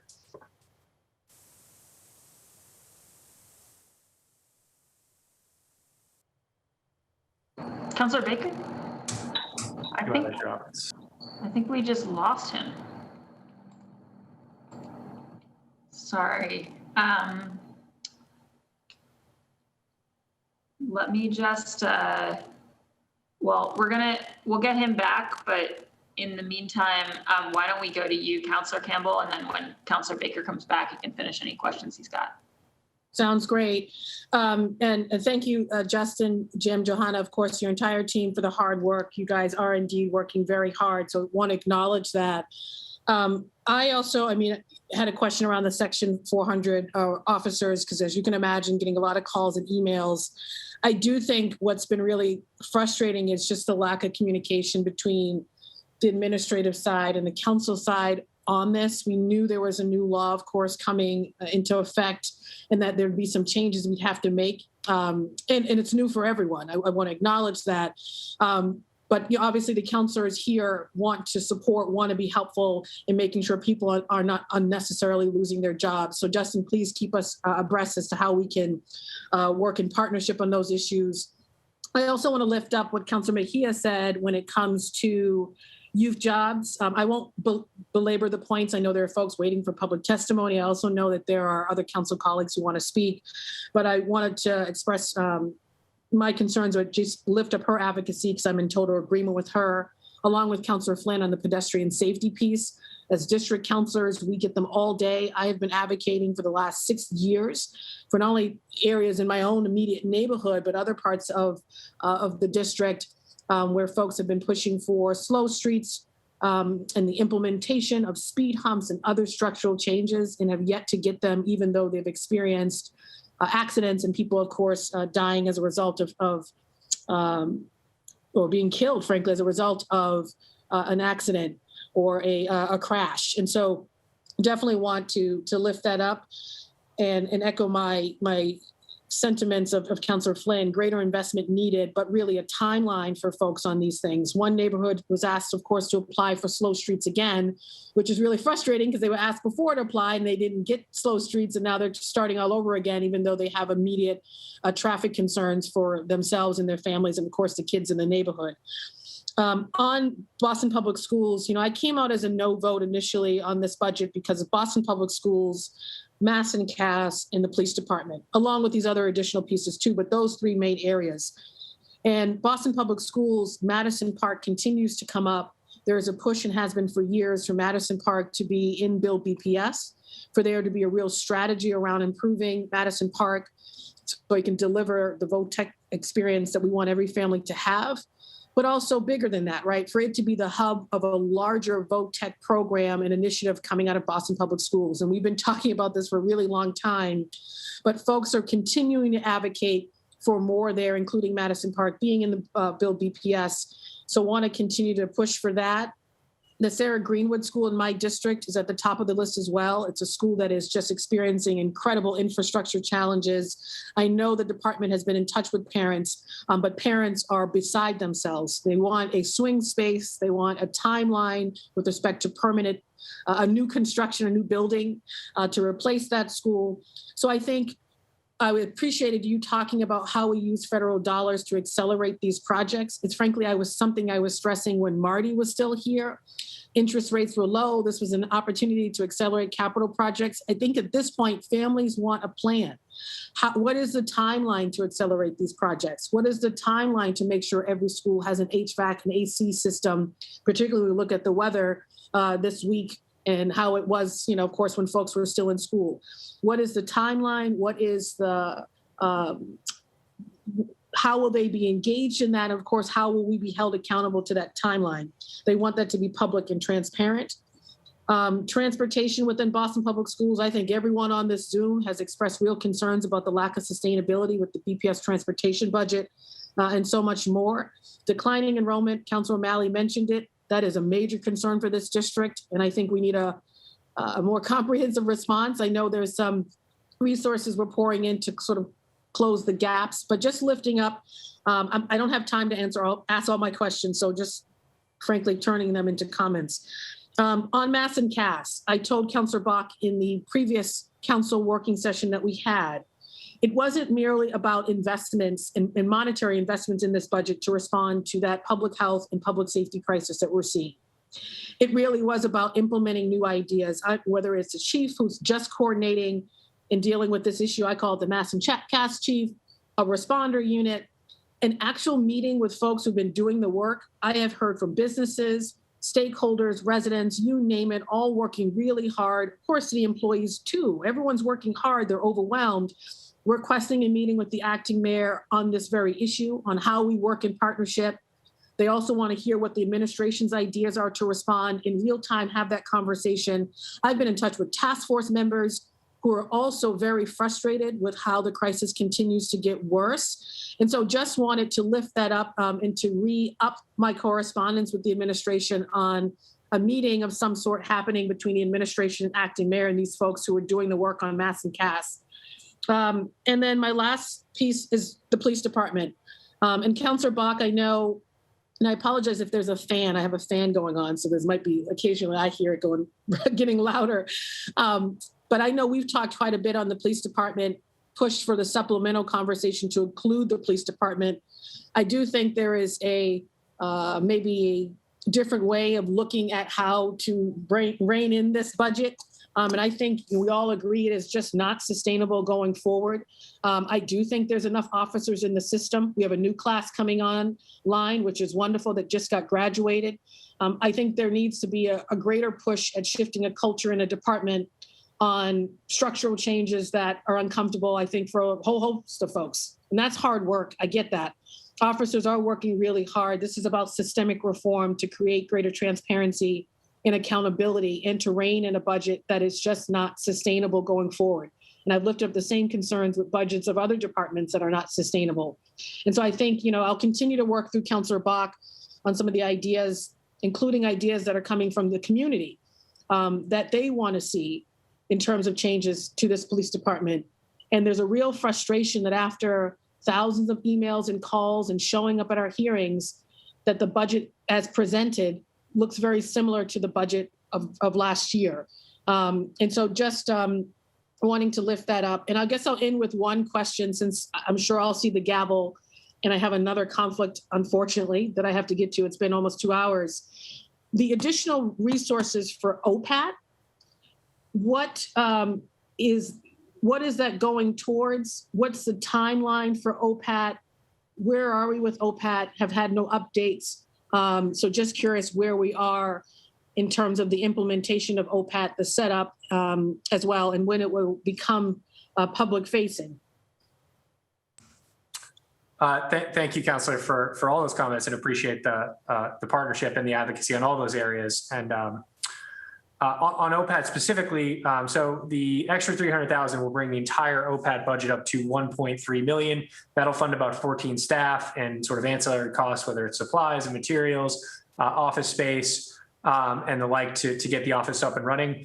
We have hired the executive director of OPAT, obviously, but in order to start taking cases, we need a budget to pass. That way we can get it up and running for July 1st. I think, as soon as we get a budget passed, we can sort of start to hire those investigators and intake workers and lawyers and all the staff that'll go around with OPAT to really stand up the office and start taking cases But in order to do so, we need the appropriation and resources to do that.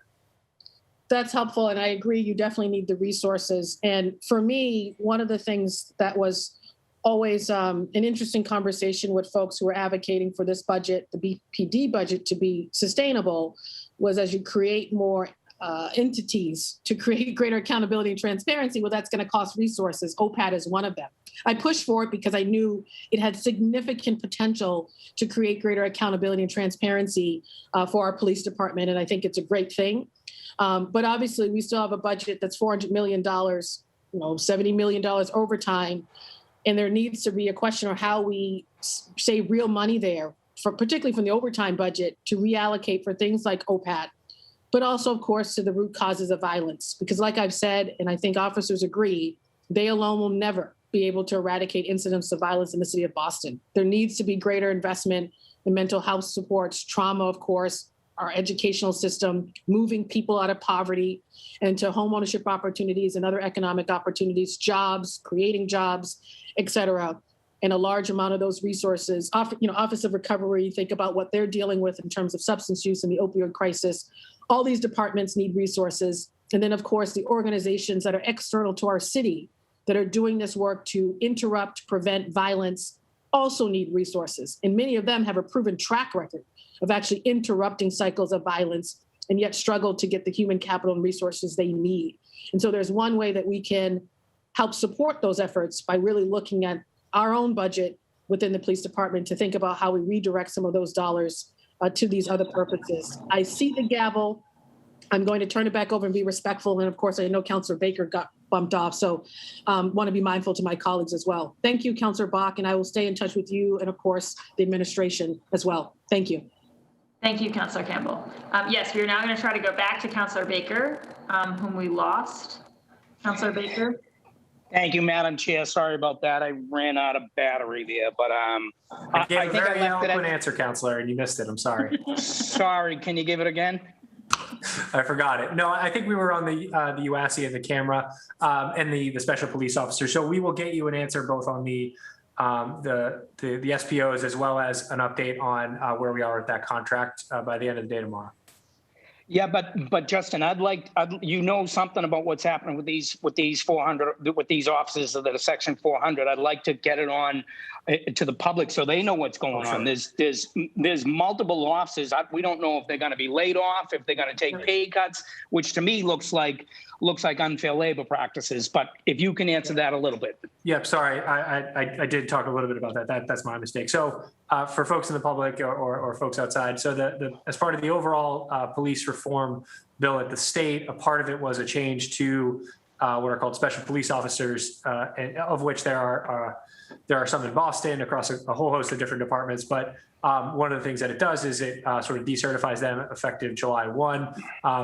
Counselor, what I said was that we are obviously working with the state and working with labor to understand what that is. And, unfortunately, we are sort of at the mercy of the state. But both you and Councilor Campbell brought up, we want to stay in a partnership with the council to engage the state on what our options are, and then certainly bring that to labor to discuss our option. The last thing we want to do is lay anyone off. So I think we will sort of work with labor to do so to manage this appropriately and agree that no fault of the officers in this regard. And we want to work with them to find a solution that works for everybody. And the officers of the school police, the public health police, and also municipal police that are inside City Hall. Do we have any other officers in our city system that fall under that? I don't know, Councilor. I'll have to follow back up. I think that might be, but that's the majority of them. Well, July 1st is next week. The school police think that they're potentially either losing money at the best case or losing their jobs. So, I mean, it's kind of, and I've been in the position where my department was eliminated. So I went into a July 1st with no job 11 years ago. So I'm not very happy or comfortable that these men and women are going through this here. Total unsurety in their lives, and it's not fair. And the camera plan, I'd like some surety on that tomorrow. Mass and Cass, we have money for the to engage. Probably make the contract larger with the nonprofit that's collecting the needles. Is that true? 500,000 is. Are we buying them infrastructure? Are we buying them a new van, or what are we doing with? What is that 400,000 or 500,000 mean? Sure. So is it just? Go ahead. So it's about 300, I'll get you the exact number. I think it's about 350,000 for the community syringe program. And that's directly to support the operations and the actual, support of the needle pickup and paying for the needle pickup. So that's really an expansion of a pilot that started that will sort of now be city funded. There's also a pot of money within there, about 200,000 for sanitation services down there, whether it's partnering with some of the nonprofits and some of the groups right now who are doing cleanups down there or other sanitary services, or potentially looking at some other options down there. But again, defer to PHC and the task force on sort of the implementation of that money once it, if it comes to fruition. And you talked about sanitary services, so that means we're engaging with people to clean up after the people that are down on Mass and Cass, everything from feces to just encampments. When you say sanitary services? I think it's as broad as we can make it, Counselor, and I think it would cover any of the needs down in the area. Okay, so have we come up with an area where the outreach team is going to be have a home? Are they going to have a home base down there? I think they're looking at a couple different options, Counselor. I do not have an update on where they have landed, but I could certainly reach out to the task force as well as PHC to find out what their current and again, Justin, I'm on the task force. I'm on the task force treadmill. We don't know where that money is. We haven't heard anything about a command center. Well, again, I'll stop calling it a command center, but someplace for those officers that come down and do all that work to go and put their bag, to have a bathroom. We talked for 2 years about putting bathrooms somewhere down there. We have been unable to do it. So the task force is in the dark here, I think, and they need some place to operate. What about the Delta car? Has the Delta car been reinstated down in Mass and Cass? I wasn't. I'd have to get an update for you, Counselor. In addition to the money that's in the city budget, we do also have about $2 million worth of funding directly for services in Mass and Cass through that federal pot of money that we had before the council. So I think in addition to some of the city dollars, I think we're trying to put as many resources and as many programs into place down there to start to address some of the issues. Obviously, there is a tremendous need down there, but I'd have to check on what the status of the Delta car is down there. And again, Justin, more money, more resources dumped in there to something that's not working. We're on a treadmill. We need to make some real changes down there. We need Section 35 programs, Section 12 programs, drug diversion programs. We need to start getting aggressive down there. Otherwise, we're not ever going to see that problem get any better at all. Okay, I'll get on to the next topic now. Office of Participatory Budgeting. Does that mean that your side of the hall is just throw your hands up, you're going to lose that vote in September, you're already setting up participatory budgeting, or what's the story there? Thank you, Counselor, for that question. I think we are preparing for, so the way the order is, the ballot question is out there is potentially to have it, set up in a couple years, and it would be sort of, I think, FY24 by the time it gets fully rolled out. Our goal by standing up the office and providing it some seed funding is that if and when it does get stood up, if and when it does get voted, we will start filling out a staff and filling out a structure by which to engage the community and start to think about what the sort of future of participatory budgeting looks like, and then sort of we'll have that funding available earlier than I think was originally intended going forward. So if the ballot question fails, was that $1 million not a good investment? Or so we're going to start spending that $1 million in July, and the ballot isn't until September or November. Yep. Is that money just going into a pot, and then if it passes, we start setting the office up? So I think generally speaking, Counselor, we're sort of supportive of participatory budgeting. And I think sort of regardless of the structure, it's something we want to be better at. Like we spent a lot of time in OBM really working about how to engage the community, how to better access community input. And I think it's generally in line with where the city is going anyways. I think the ballot question will set out a sort of obviously specific office with specific parameters around it that'll sort of fall in line with this new office. But I think regardless, it's where the money, it's where we're going as a city and where we want to go as a city about getting more community engagement in the budget process. So I don't think it would be a wasted money. It may look a little bit different if the ballot question were not to go through, but it's sort of it's definitely the tenor and the right direction I think we want to go as a city. So now participatory budgeting, is this office going to set up so the entire budget is open for participatory, or are we just going to cut a piece?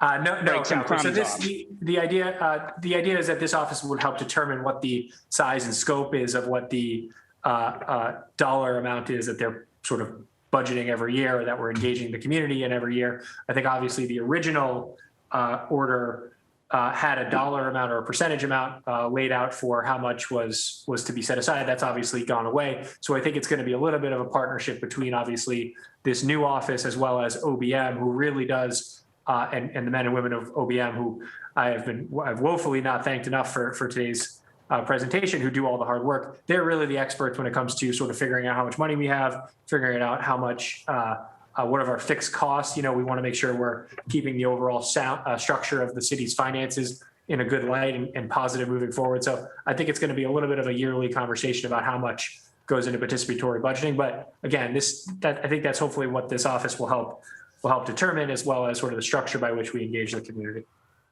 And how do the rating agencies look at participatory budgeting?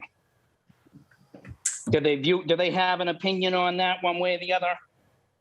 No, I don't think they have a particular opinion on participatory budgeting. I think it's one of those things that, as long as it sort of the sort of the parameters and the context of the overall city budget is still strong, then it's definitely something that I don't think would have an impact one way or the other. But I think it's there aren't a lot of nationwide. There aren't a lot of major cities that do participatory budgeting on the operating side at a scale level. So I think this will be an interesting test case for the future. And they typically don't comment on things before they go into effect. Okay, and the way I thought we should go into participatory budgeting is give councilors a set amount of money, a line item for their office that they can engage with their districts, their communities, and they can spend that money the way they want it. I am opposed to participatory budgeting. I don't think we necessarily need it. I think the reason why we're in such the good shape that we're in now is because decisions that have been made by professionals like yourself that are paid to handle our municipal finances. And I think I'm going to leave it at that. Thank you for what you did. Can you talk about the organics a little bit? Where is that going to be? The drop-off organics, which I've been advocating for about 10 years myself too, but Gabe, where is that going to be, Justin? I believe it's going to be in Jamaica Plain, but I will circle with Public Works and get back to you on that.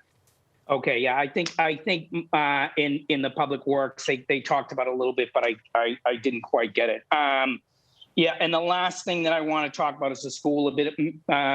Our president had talked about lack of confidence in the schools. Matt had said that, and that pretty much sums it up.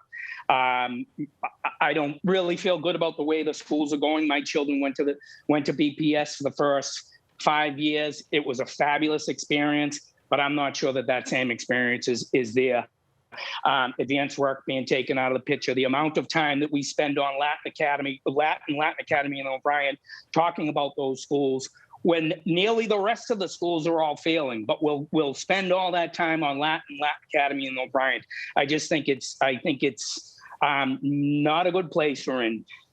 But as far as Madison Park is concerned, I think we should take that right out of the system altogether, make it a regional school, and they can control their own destiny there.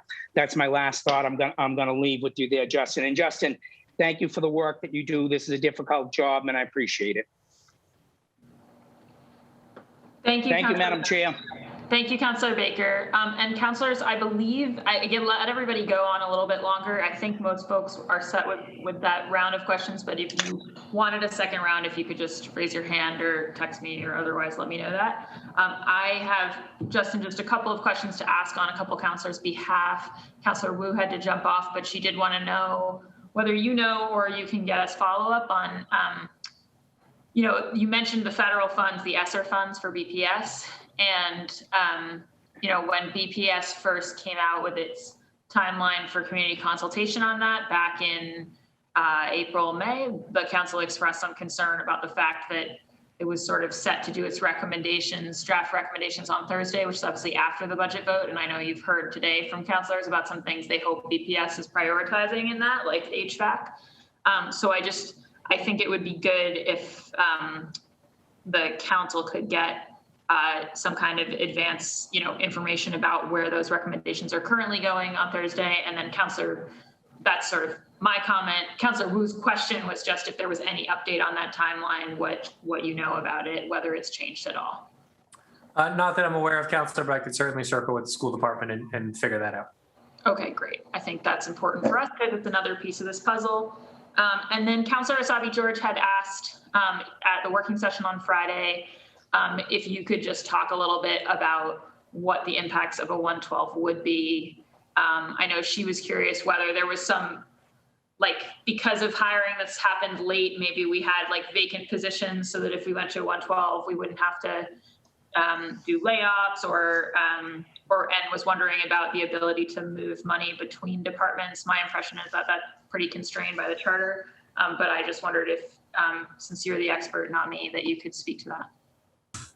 Certainly not an expert, Councilor. So 112 is basically exactly what it sounds like. It's basically last year's budget, but at 1/12 for a monthly basis. What that means is that all new investments, all new things that we have in the budget basically don't have funding available to support them. So a position that may start in September, we really can't hire for it, or we really have to not put them on pause because we don't have the funding sort of set aside to pay for it.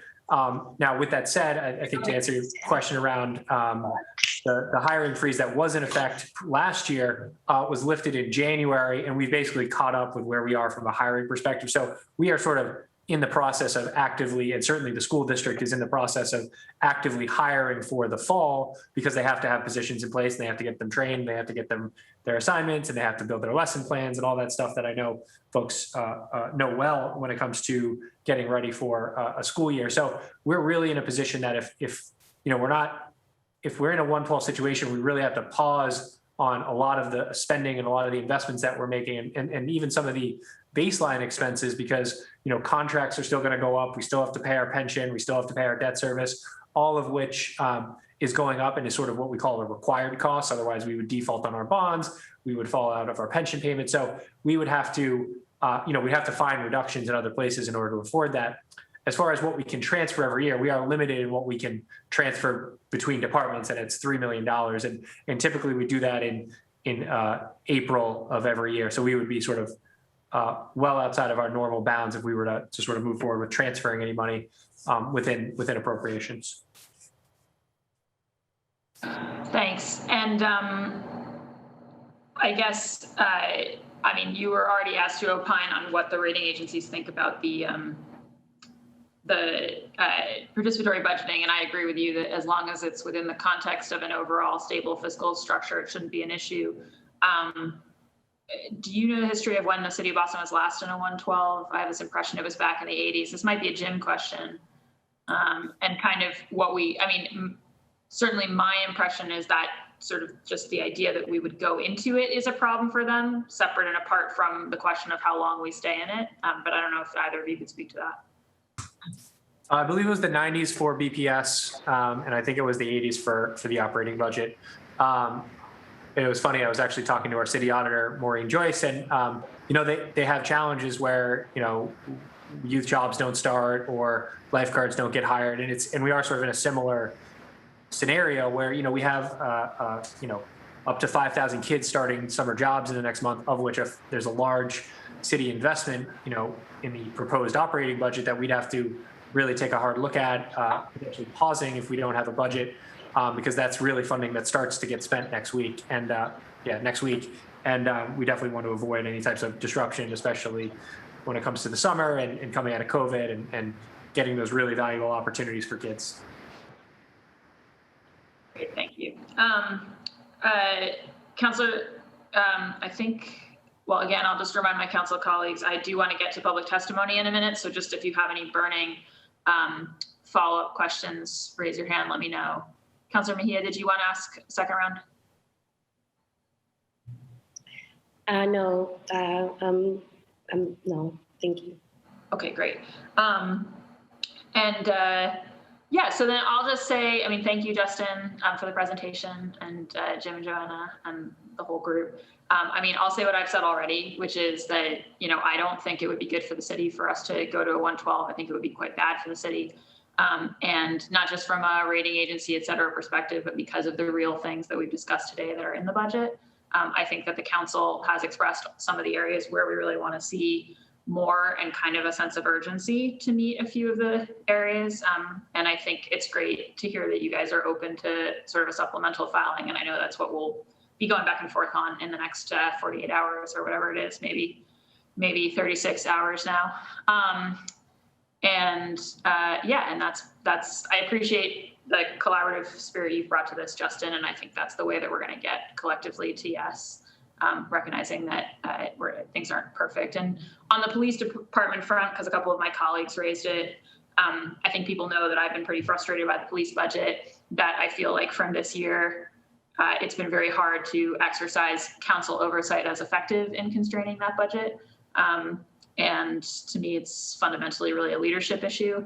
I do think that if colleagues have suggestions for things that we can command a majority of councilors on, that we could actually, you know, put into an amended budget and get passed, like, I would be all ears. As I mentioned on Friday, I've heard a lot of different viewpoints from councilors, and I think we heard them again today.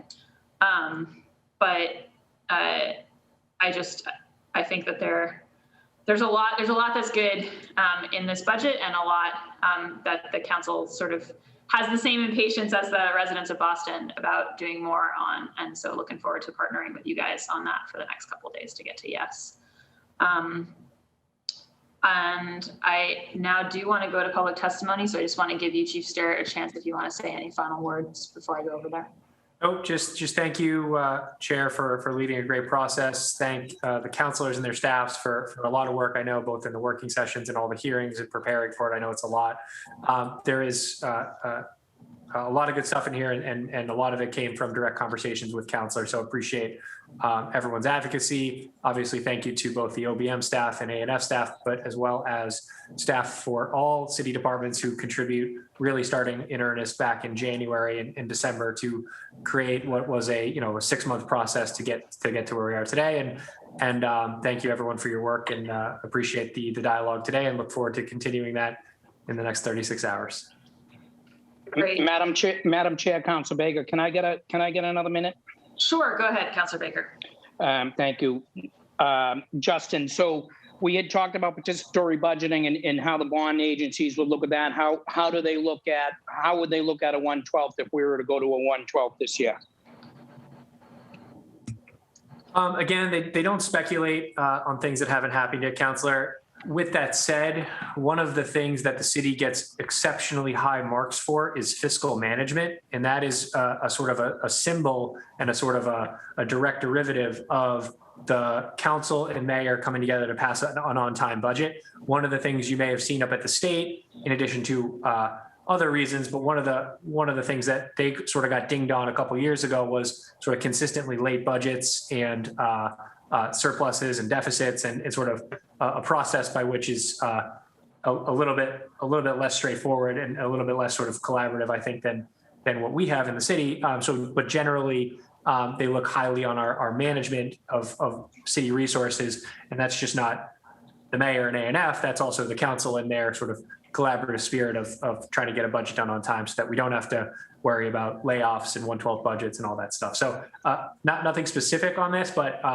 more of a general principle when it comes to sort of consistency and a lack of uncertainty around the budget. So they probably will not look upon it favorably. I wouldn't want statement. to put words in their mouth, but they give us high marks for our fiscal management. All right, well, I'll say it. They will not look favorably upon a 112. They wouldn't have last year, and they certainly won't this year. ADA money coming from the feds. Would we be able to use that for double poles that restrict sidewalks? Poles that are owned by the telephone company, poles that are owned by us, poles that are owned by Edison. So in the federal bucket of money, there is obviously a fair amount for broadband. I'm not sure about the double poles. No. So a double pole. So what the utility companies come in and do, they'll just take one pole out, cut it, and transfer all the wires to another pole and leave the pole in place. They're probably not leaving them in place in richer neighborhoods, but in my neighborhoods, they're all over the place. So we have sidewalks that are unpassable because of the poles. So will ADA money be available to remove some double poles? And if so, how am I, as a District 3 City Councilor, going to do that?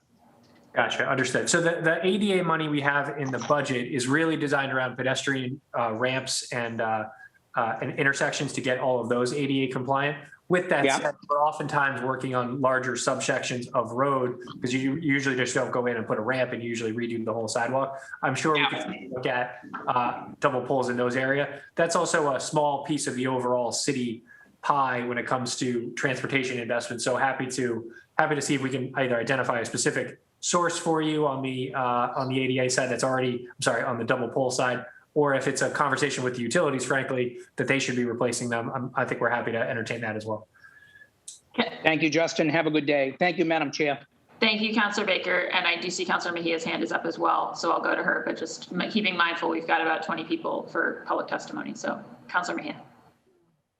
I love democracy, so I'm not gonna I don't wanna be the person that gets in the way of public testimony, but I am curious, Justin, last year, the energy around this advocacy, I just remember getting eons of voice messages and text messages from city employees really concerned about a 112 situation. And so what changed from last year to this year? Are those threats still the same? Like, are we still worried about the doom and gloom? Because I just remember everyone just really scared about that. Are we now, because COVID is no longer here, we don't have to worry about those things? No, it's the same process, Councilor. I'm trying to understand. Sorry. So it's the same process.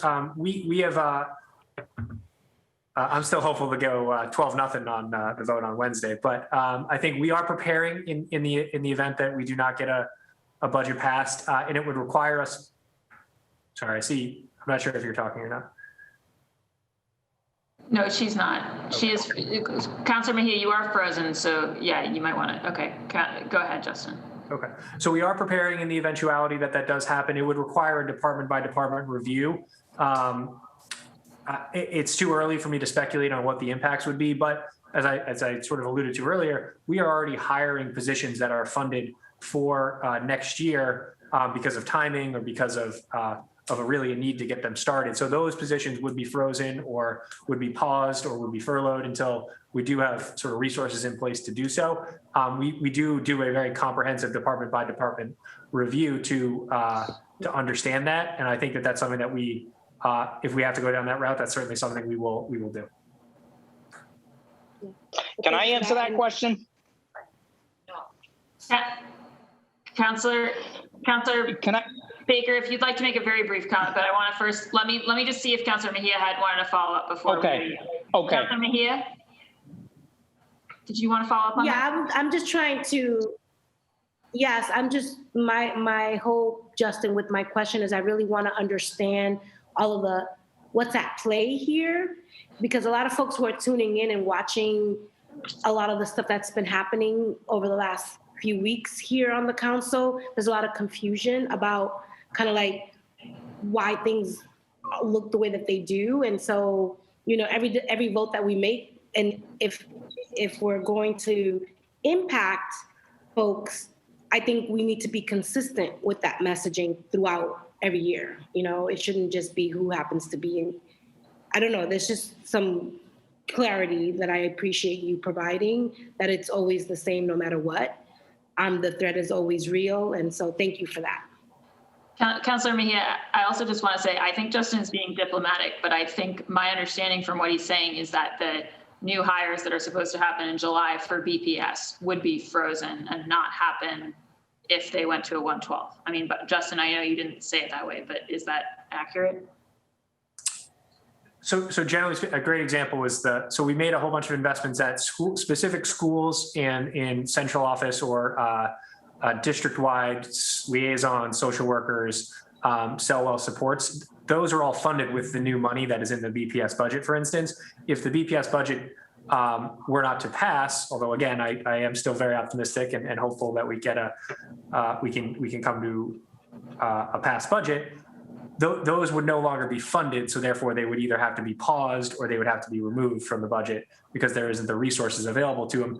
And sort of part of the presentation today was to sort of talk about all of the new stuff that's in the budget, whether it's positions or programs or services, some of which are slated to start as early as next week. Those would, again, fall into the same category of policies, programs, or positions that no longer have funding, so would therefore need to be paused or eliminated. Thanks, Justin. And Councilor Baker, did you have something you wanted to say on that? Hello? Hello? Yes, we can hear you. Councilor Baker, now you're gone again.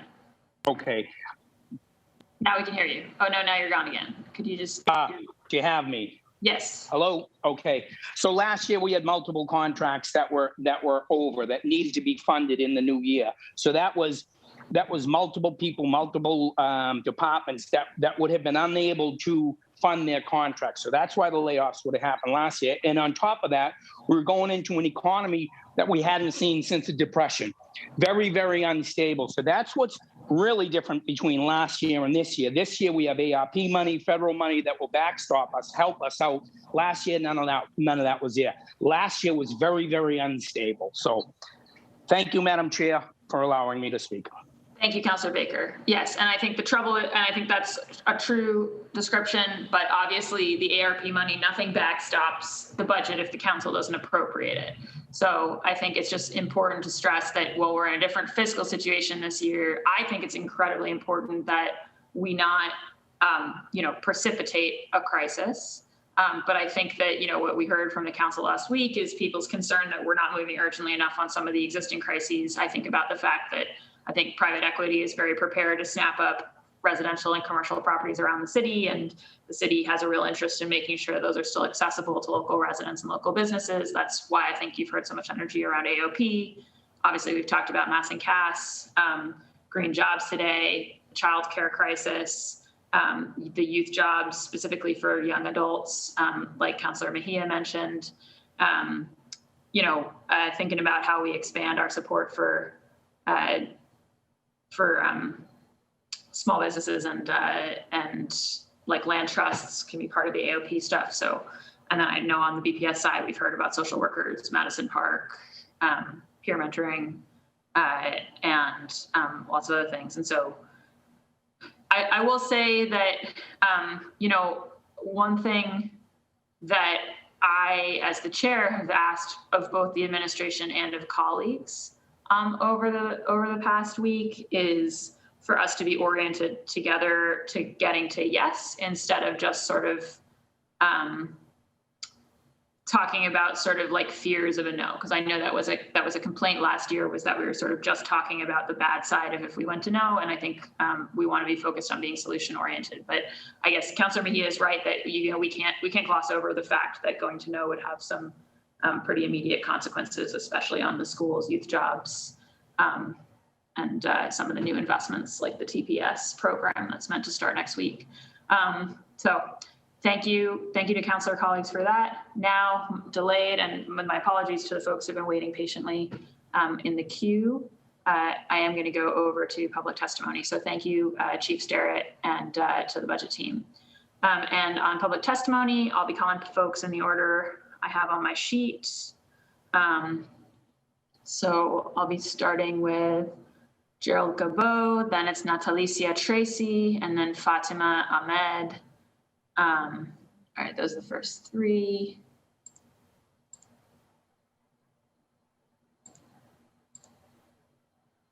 And I'll just remind folks again that when it's your turn, if you can just turn on your mic and introduce yourself, state your name and affiliation or residence, and just try to limit your comments to a few minutes just so that we can get everybody in.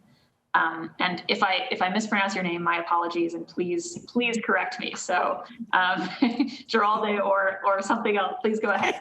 You did pretty well. Thank you. All right, thank you. My name is Dr. Gabo, Gérald Gabo, and I am with the Immigrant Family Services in Boston. I live in Boston, and I wanted to talk today about the budget, especially around the legal services for immigrants that I saw on the line item that is very, very critical. Especially we work with MOIA, the Office of Immigrant Advancement, and every day we have to ask for support around legal services. So I do appreciate seeing that. But currently there is a big line item that is so critical for us. It's around the TPS. As you know, the Biden administration just recently designated Haiti for temporary protective status and 2 other countries. So which means that we are expecting around 10 to 12,000 people who need help, filling out form for TPS. And this is so critical that this year, this budget is going to help us hire the people that we need to fill out those forms. So I just wanted to make sure that people understand that the TPS recipient, the people who are going to apply for TPS recipients are the ones that we have been helping to cash assistance, food distribution, housing throughout COVID-19 because they were the first one to lose their job. They were the first one to be out. So I just want to make sure that we emphasize on the need for MOIA to really have the resources that they need to support organizations like us around legal immigrant and also around TPS that is becoming like a big issue on us. Thank you so much. Great, thank you so much, Dr. Gabo. Next up is Natalicia Tracy. I see also doctor, so Dr. Tracy, you have the floor. Good afternoon. Thank you so much for the opportunity to speak here today. Thank you to the city councilors for the incredible amount of work that's been done throughout the years and the pandemic especially. My name is Natalicia Tracy. I am the executive director of the Brazilian Worker Center. I'm also co-founder of the Massachusetts Immigrant Collaborative. During these last years, we have worked a lot, very hard together to support the Boston residents, along with the Mayor's Office for Immigrant Advancement and the Food Access. Together, we have support over 60,000 families in the city of Boston with emergency COVID fund, and also especially dealing with food insecurity. In addition, as part of the Mayor's Office of Immigrant Advancement and Massachusetts Immigrant Coalition, 9 organizations serving in Boston, we begin our first ever city-sponsored program for Dreamers immigrant youth in our city. The Boston Dreamers Youth Fellowship was born last summer, 2020, and 3 organizations, the Caribbean Youth Club and Centro Presente and Brazilian Worker Center, we pilot that program with the support of the city of Boston. The 3 pillars were education, civic engagement, leadership, racial justice, and job readiness. This spring, we had, actually last summer, we ran the program with 50 youth for 6 weeks.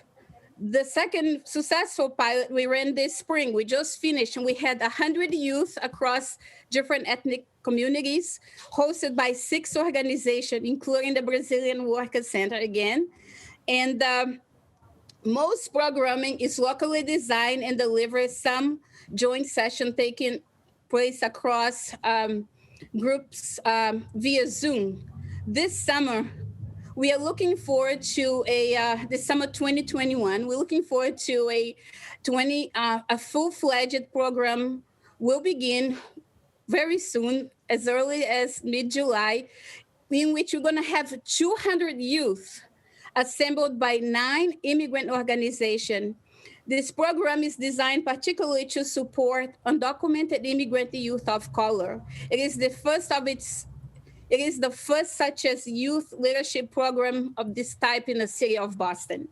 We are very grateful and proud to call the city of Boston our partner and to welcome so many organizations like us to work with our community. And we are here to ask you to please vote as soon as possible in this amazing budget that you have proposed in front of you, because we need this budget to move the programs forward, not just the youth program, but also the food access and many other programs, as you know, that depends on you on this budget to move forward. Thank you so much for your time. Great. Thank you so much, Dr. Tracy. Next up will be Fatima Ahmed. And then after Fatima, next on my list is Andy Gonzalez, and then Claudia Green, and then Nikki Nesbeth. So I'll start letting you in as well. Fatima, you have the floor. Hey, yes, this is Fatima.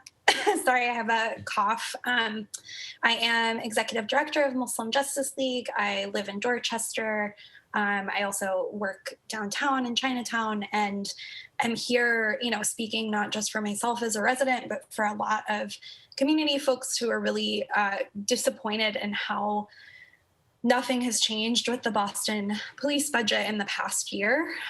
So I just want to share what I know about what has not changed in the past year, which is one, the police budget itself, according to both the ACLU, according to, I think, city staff who put out a spreadsheet showing that the numbers have not changed.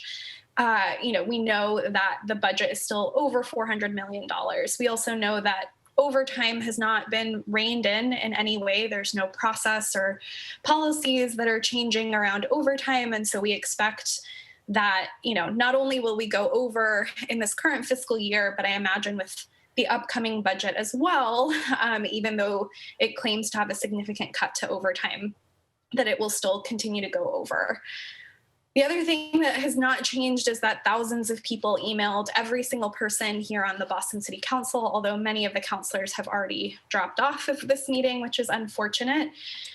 You all were flooded with emails and calls and messages and protests last year. And while those people could not continue to do that, this budget cycle, I think they all expected you to make some real changes.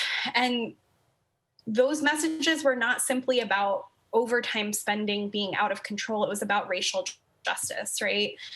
We know that racial disparities still exist in FIOs and how BPD stops people and who they police and surveil, in which neighborhoods get policed and surveilled, in the gang database, in so many of the day-to-day practices of the Boston Police Department. So I want to make sure that we actually recenter that when we talk about cutting money from the Boston Police Department. It's not just about, some fiscal responsibility issue around overtime, which is also still an issue, but again, it's racial justice. That is why folks spoke out and protested and continue to be disappointed in the lack of change from the City Council and from the Mayor's administration.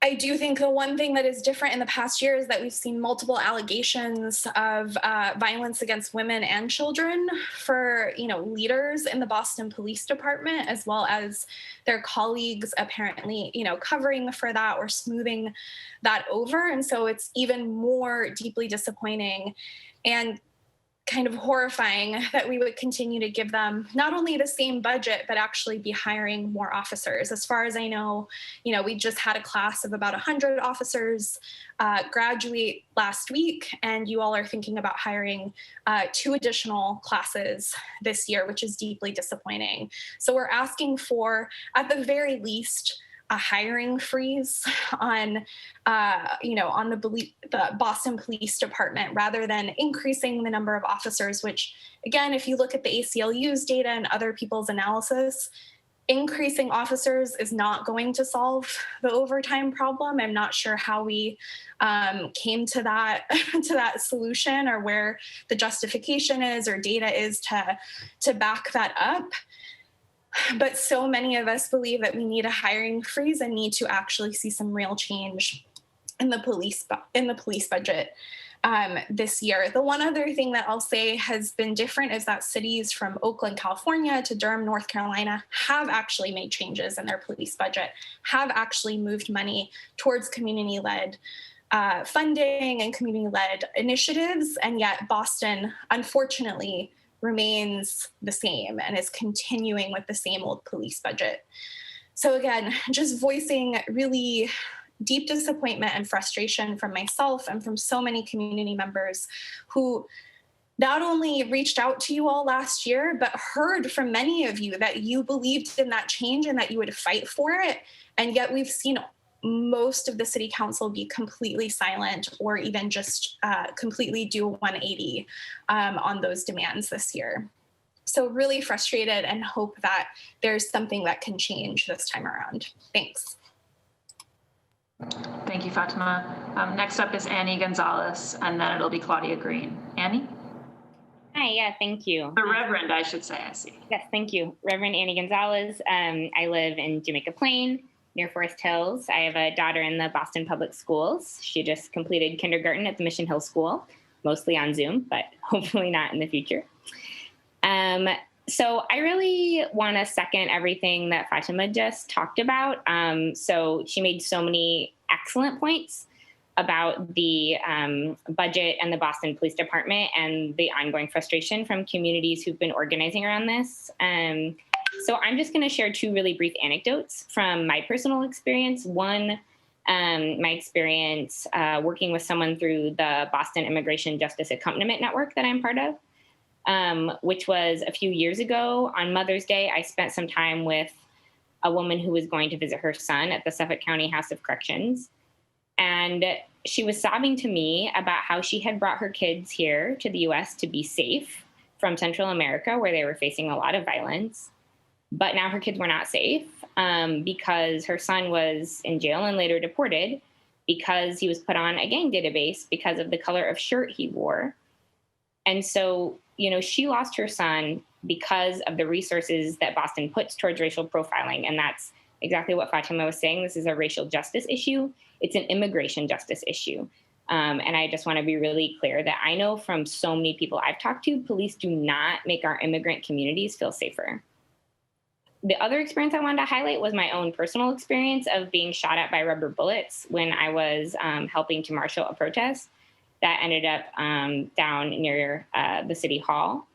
And this was a Black Lives Matter march. And, you know, as marshals, we're there for safety as part of the community and not as an outside force. And it's really effective and it worked really well until we encountered the Boston police and other police forces who were there. And I ended up tending to a young person who had her hand wounded by a rubber bullet. So I just want to say, I want to raise my kid in a city where we really keep our community safe. And I don't want to raise her in a city where immigrant boys and protesters and a lot of other people feel unsafe because we're pouring money into the police department when we could be putting it into our communities. So I just want to reiterate that ask that we freeze the police classes that are coming in at the minimum, but really that we reinvest the $120 million organizers have been pushing for into the community, out of the police. We know the reforms don't work. We need to put the money into our communities for real safety. Thank you.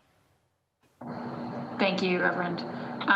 Next up is Claudia Green, and then it will be Nikki Nesbeth, and then Murphy Now, and then Kelly Reddy.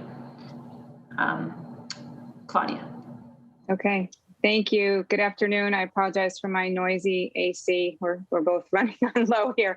My name is Claudia Green. I'm the Executive Director of English for New Bostonians. Thank you all for providing this opportunity. And thank you all for those, to many of you have been sort of listening to our message over, these last months. English for New Bostonians was spearheaded by the Mayor's Office for Immigrant Advancement 20 years ago. And we're now an independent nonprofit that is supported in part by Moya, as well as the Neighborhood Jobs Trust under the Office of Workforce Development. EMB creates opportunities for adult immigrants to learn English and to pursue their goals of economic advancement, education, and civic participation. We appreciate your careful allocations to ensure the communities hardest hit by the pandemic. and especially those who have limited English skills get the support they deserve. We very much hope that you can proceed efficiently with the budget process. Running an ESL system on a 1/12 budget would be a lot like running a K-12 system on a 1/12 budget. To give you a sense of this field right now, last week we had a convening of our 18 sites that we support, and to hear from them how they plan to go forward with all that they've learned over the past year, the current reopening and the labor market challenges. And I'm here to say that the pivot is not over, and ESL programs and adult ESL programs need your support now so they can be prepared. What we heard is that this fall, some classes will stay remote due to space challenges. For example, one has a childcare that's going to be running in their former space, or because they found that they could reach new people remotely. For example, domestic workers for whom scheduling is consistently is always challenging, is often challenging. Other programs will offer hybrid, and still others will go totally in person, but will continue to offer online options. These adaptations continue to mean increased costs. EMB will be supporting all of these programs with planning, training, professional development, and one-on-one TA this summer through the fall and through the year.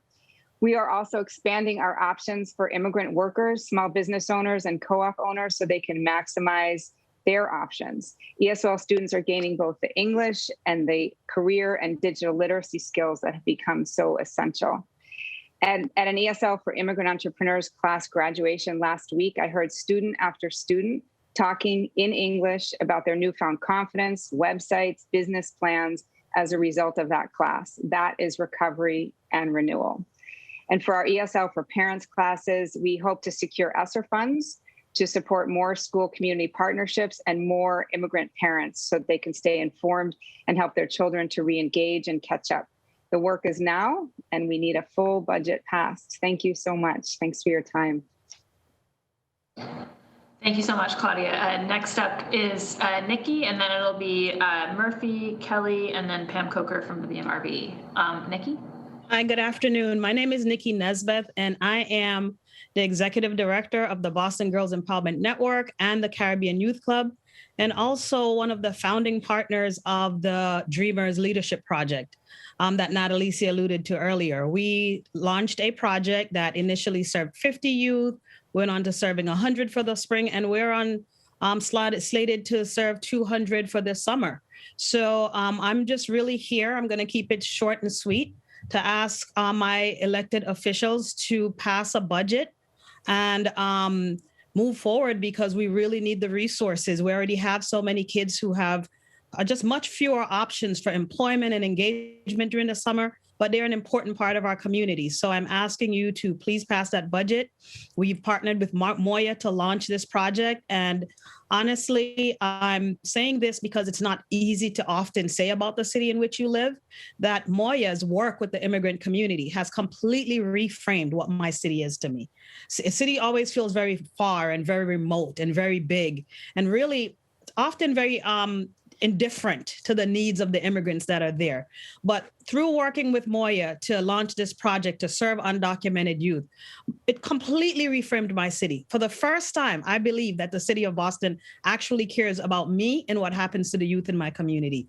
So that's an important shift. And that's what we want for all of our young people. And I'd like to have the young people who are slated to work this summer to can say the exact same thing, that my city cares about me. And that even when I came here as an undocumented youth, they made sure that I had some kind of programming where I was safe, where I was engaged, and where they made sure that I got the mentoring and support I needed to keep me safe in my community. So with that, I just want to say I'm asking all of you guys to vote on this budget, pass it so that there are no delays, that we can move ahead, because we're slated to start our summer programming next week. Thank you.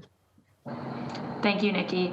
And I should have noted a while back, Councilor Ricardo Arroyo has been here for the duration of the public testimonies. Thank you, Councilor Arroyo. Next up, Murphy, Kelly, Pam, and then it'll be Renee Reeves. Murphy, now you have the floor.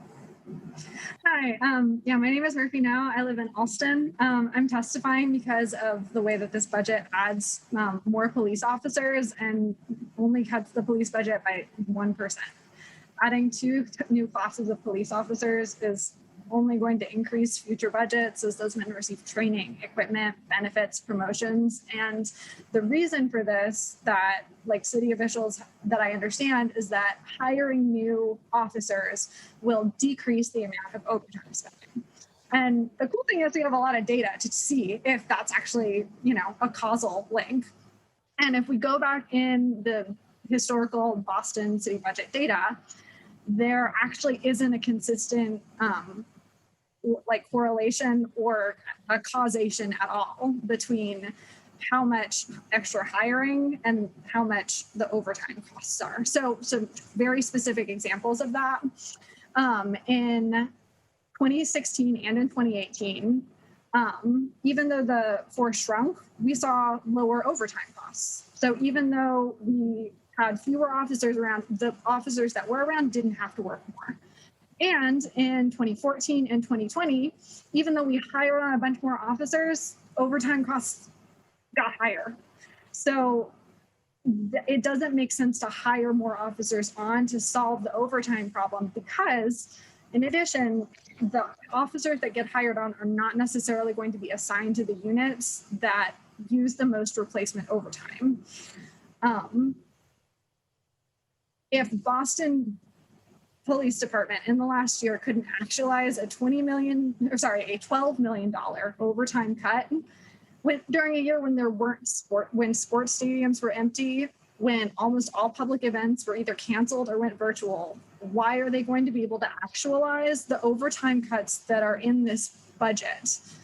BPD regularly flaunts the authority of the entire council and the hundreds of hours of work that all of the councilors put into these budgets by continually overspending. They do this by using the city charter in section 42, which allows for, in extreme emergencies, like the city can overspend with impunity. And because that we have not defined what an extreme emergency involving the health or the safety of the people in their property is, they run rampant over the budget. In fiscal year 19, they overspent by 10 million. They predicted themselves that they were going to overspend by 15 million. Please cut back the budget. They're going to spend it either way. So please define what an extreme emergency is so that there are some limitations on when they can. And to Councilor Breeden, thank you so much for staying and listening to to public testimony. And as a believer in alternative responses to 911 calls and mental health crises, please keep fighting for those. We love to see it. We would much rather the funding be heading towards proposals like yours than more BPD fraudulent funding. So thank you so much for your hard work. Good luck. Thank you, Murphy. Next up, Kelly, then Pam, then Renee. Kelly? Thank you for letting me speak. I just want to agree with what's been said by all the other people who have addressed this issue of the police budget. The amount of money that's going to the police really should be reduced. We've seen I'm not sure how many of you are familiar with the program in Cambridge, the HEART program, but it really illustrates how important it is to separate the police from particularly mental health calls, but I'm sure there's others that it could be done with, could reduce some of the expenditures in the budget for the police. And I don't think we need more police right now. The idea of having 2 more classes of police just seems like a tremendous expenditure that is not needed. So that's my main point that I want to make. And I think several other people have raised issues about it much more articulately than I have. But as a resident of Dorchester, I would like my councilor to vote for at least $130 million reduction in the police budget and canceling the classes that are coming. And I also want to thank all of you who are thinking about this issue, because with murders of Black men over the last couple of years, we've recognized that, or we should have recognized that, it's not a question of training police. We need to do some really restructuring that will change the way people who are in trouble are responded to. It's not always a good idea to send somebody with a gun to go see somebody. And police who are being, have complaints against them their complaints should be taken care of much more carefully. They should be investigated much more strongly. And police with problems like that should be taken off of the force. But it's not just a question of police. It's a question of restructuring the police and eliminating, cutting the budget and taking that money and putting in places where it can really make a good, serious difference is important. So thank you very much for listening, and thank you for your work. Thank you so much, Kelly. Next up is Pam Coker from the Boston Municipal Research Bureau. Then it'll be Renee Rivas and then Kalik. Pam? Yes.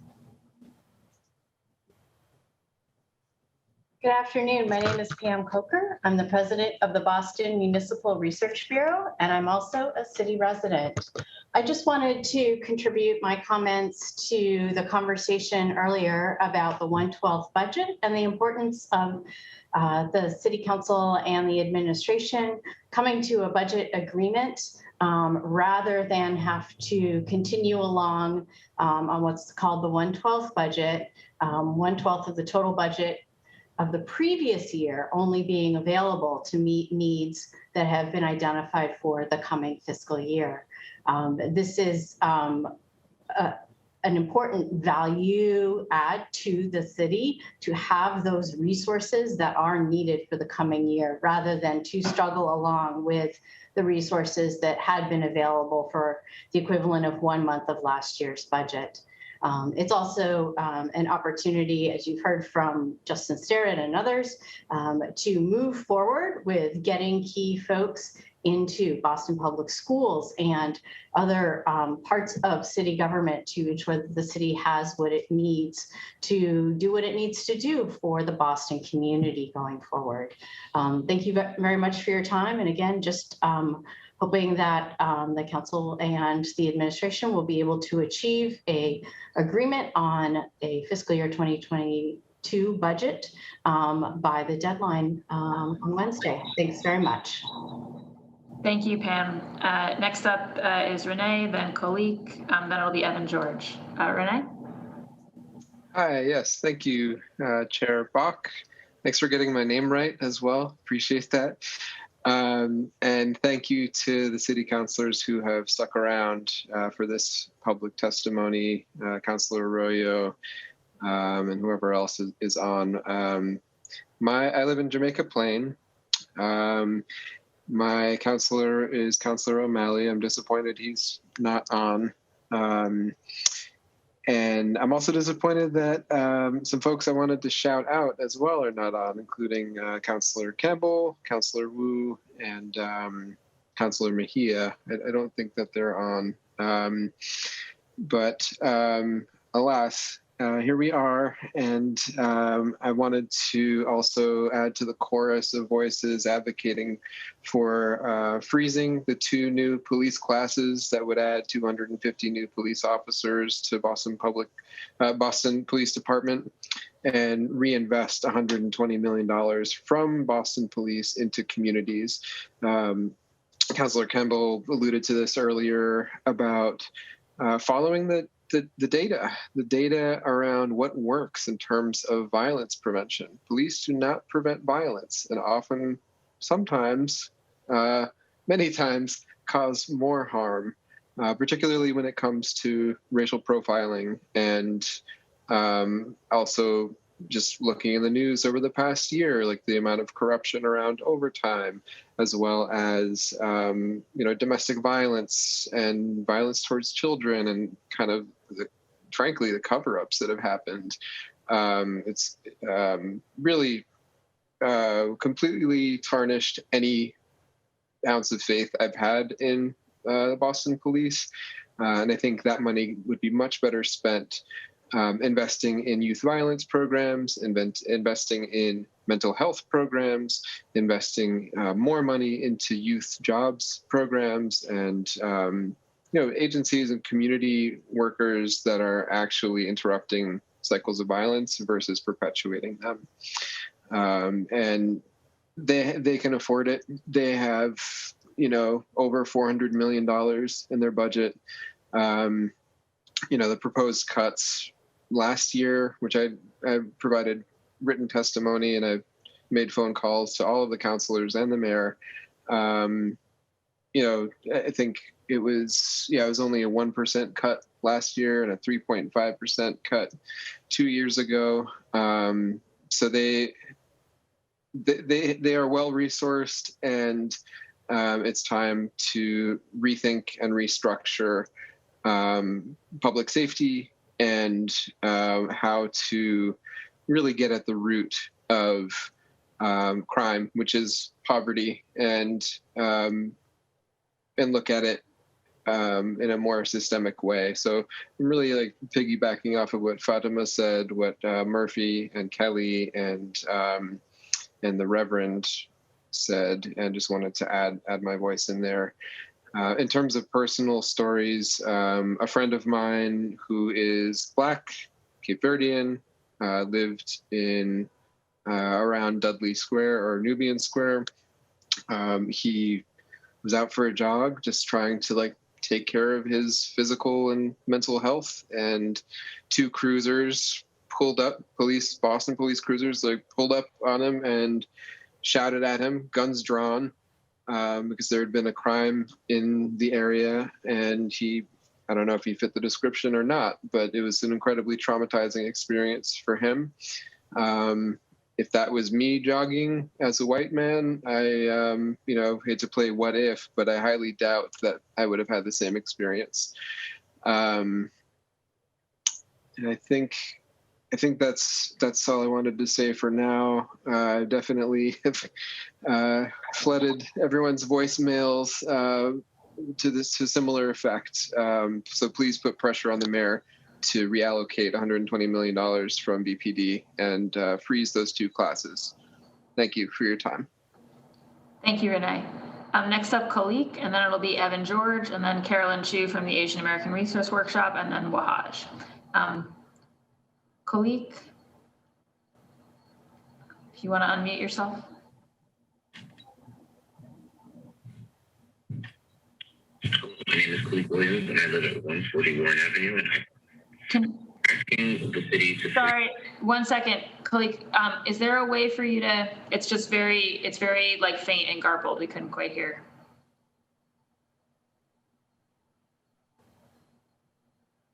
Hello?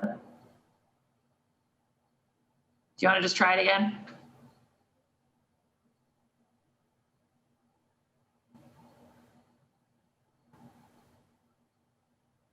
Khalik?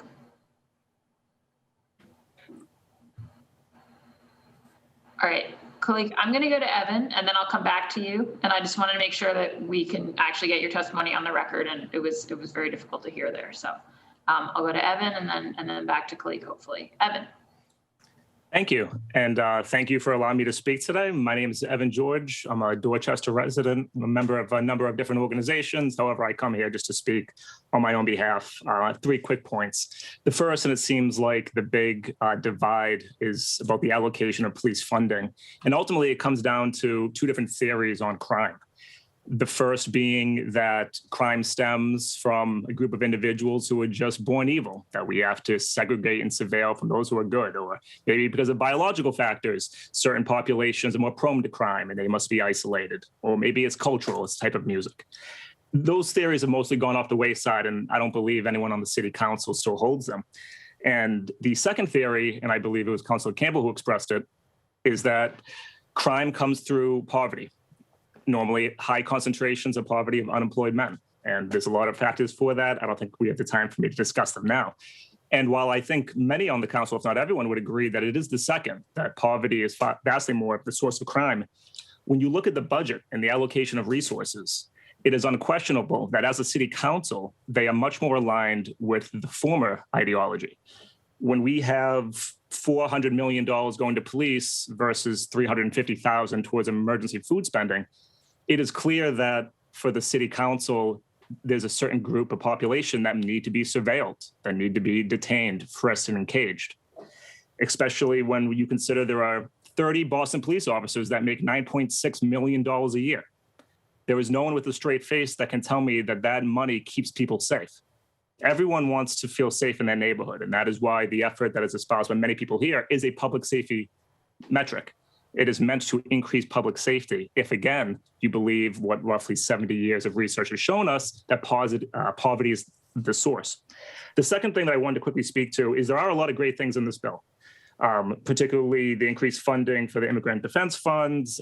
TPS was spoken of, I believe it was around $490,000. And everyone wants to see that in the bill. And it is true that, forgive me, budget. And it is true that if this budget fails on Wednesday, they will not be included for the 1/12. However, it is almost a political certainty that in the budget that would come from the negotiations from this Wednesday throughout when a new budget is passed, that those initiatives won't just be there, but are likely could expand, or other programs directed towards our most vulnerable. It is almost a political certainty that within this moment, within the mayoral race, that the items that are being championed by the governor's office we heard today would then be cut as some sort of a retaliation. And so I would say there will always be good pieces of a budget, and we shouldn't let that deter us from trying to get more. And then quickly, third and finally, we hear a lot about the bond rating. And while there are real political calculations that have to be made with our credit, ultimately, though, for our elected representatives, the voices of the people you represent need to take the forefront over what Moody and Standards & Poor and Wall Street say. If the case is going to be that any sort of policy that we champion here will be dismissed because a group from Wall Street will give us a lower rating, well, then ultimately we don't need to deal with elections this fall. We don't need to have a city council. We can simply ask Wall Street, what should we do, and take our orders for them. So I would recommend that the city council pass a budget that reflects their values and allocates the resources that we need for this community. Thank you. Thank you, Evan. We lost Khalid, who, if they come back, we'll definitely recognize them straight away. But in the meantime, I'm going to Carolyn Chu from the Asian American Resource Workshop, and then it'll be Wahaj, and then Liza. Carolyn? Hi, can you hear me? My sound just got a little... Yes, we can hear you. Thanks, everyone. My name's Carolyn Chu. I am a Dorchester resident and work at the Asian American Resource Workshop. And just wanted to share today that, I think there, as folks have lifted up, there's a lot of important things in this budget, particularly for immigrant communities, affordable housing, food access, and so many of the issues that we see every day that lead to the kind of displacement that we're fighting against at our organization every day. And also, we know that more police do not keep us safe and do not keep our immigrant communities safe. They instead actually create more crisis and more potential deportation and more displacement in our immigrant communities. And so, as so many speakers before me have said, I think it's really critical that in a moment like this, we do not increase the number of police officers, but we actually reallocate those functions to other parts of the city system where immigrants, refugees, people of color, Black folks, queer and trans folks feel are able to be safe and get their needs met. And when we remove these roles, we do not need to add 2 classes of police, and we can cut the police budget. And this is critical, as Evan shared before me, for us to really continue to robustly and sufficiently invest in all of the systems and services that our people need. And so, I ask that the City Council continue to push for a budget that that does not include 2 additional classes, and that reduces the police budget by $120 million to reallocate those funds into the kinds of services and supports that will keep all of our people safe in our city and in, my neighborhood of Dorchester. So that's all I'll say today. Thanks so much. Thank you, Carolyn. Is my audio better? People said it was weird a second ago. No, still strange. Okay. Well, people will just have to live with it. Wahaj, you're up next, and then Liza, and then Maria. It sounds clear, Kendra. Great. Okay, great. Wahaj? Hi, my name is Wahaj and I live in Roxbury. The city must freeze the 2 new police classes, which would add 250 new police and reinvest $120 million from the Boston Police into communities. Councillor Bach, tell Mayor Kim Janey to cut the police budget, including the 2 police classes, and as Ways and Means Chair, use your power to recommend a budget that promotes racial justice. You know that it's wrong to include 2 police classes, and you must use your leadership to change the budget.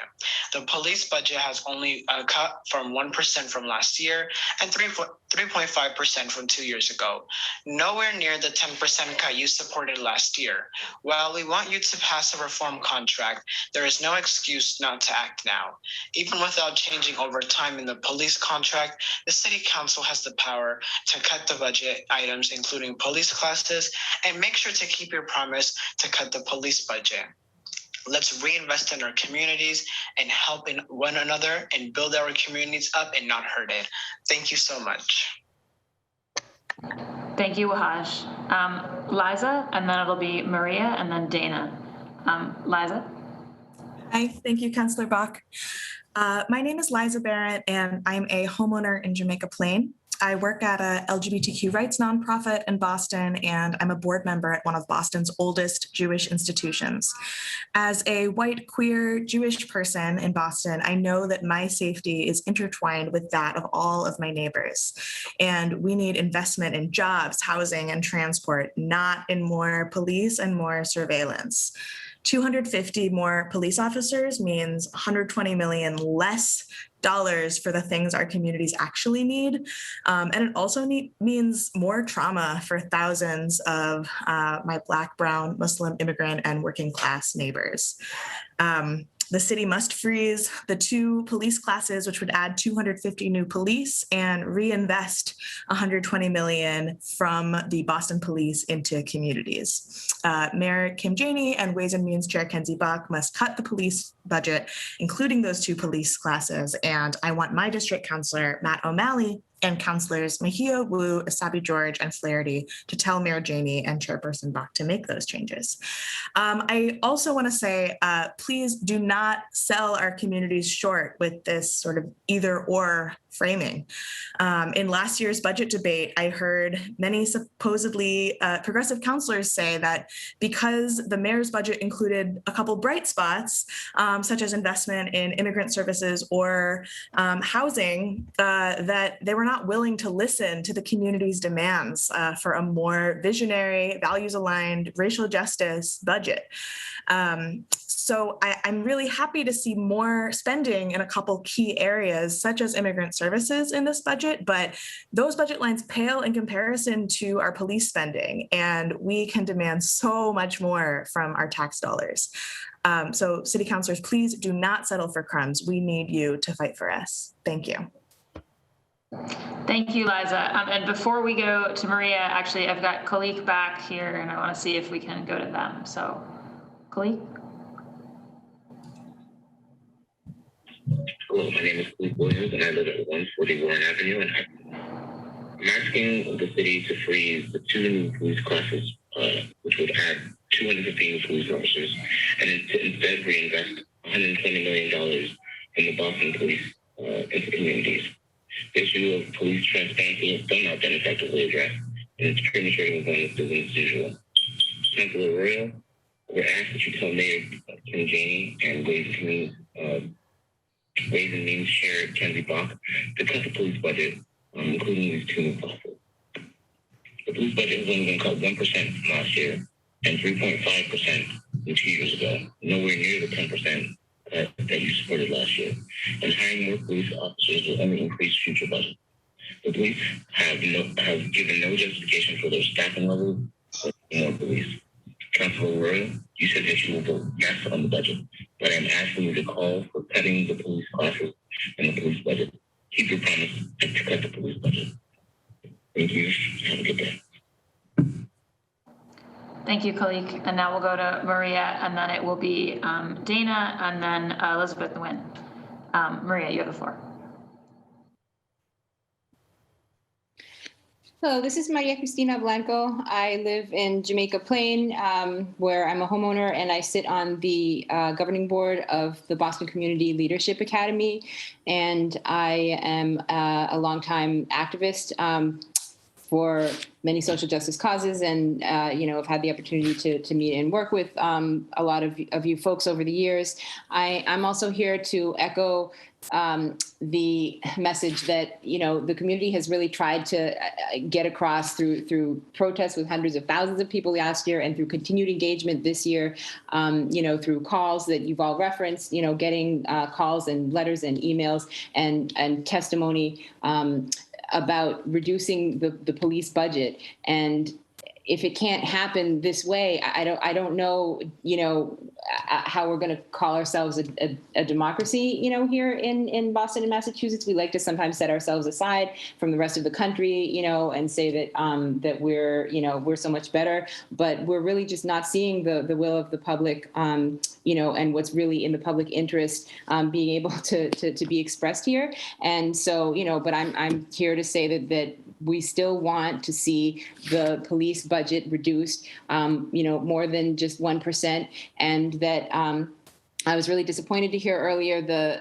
liaison from the administration, parroting that line about we're going to reduce overtime by hiring more police. Those talking points just really have no place in this discussion from the police and their unions.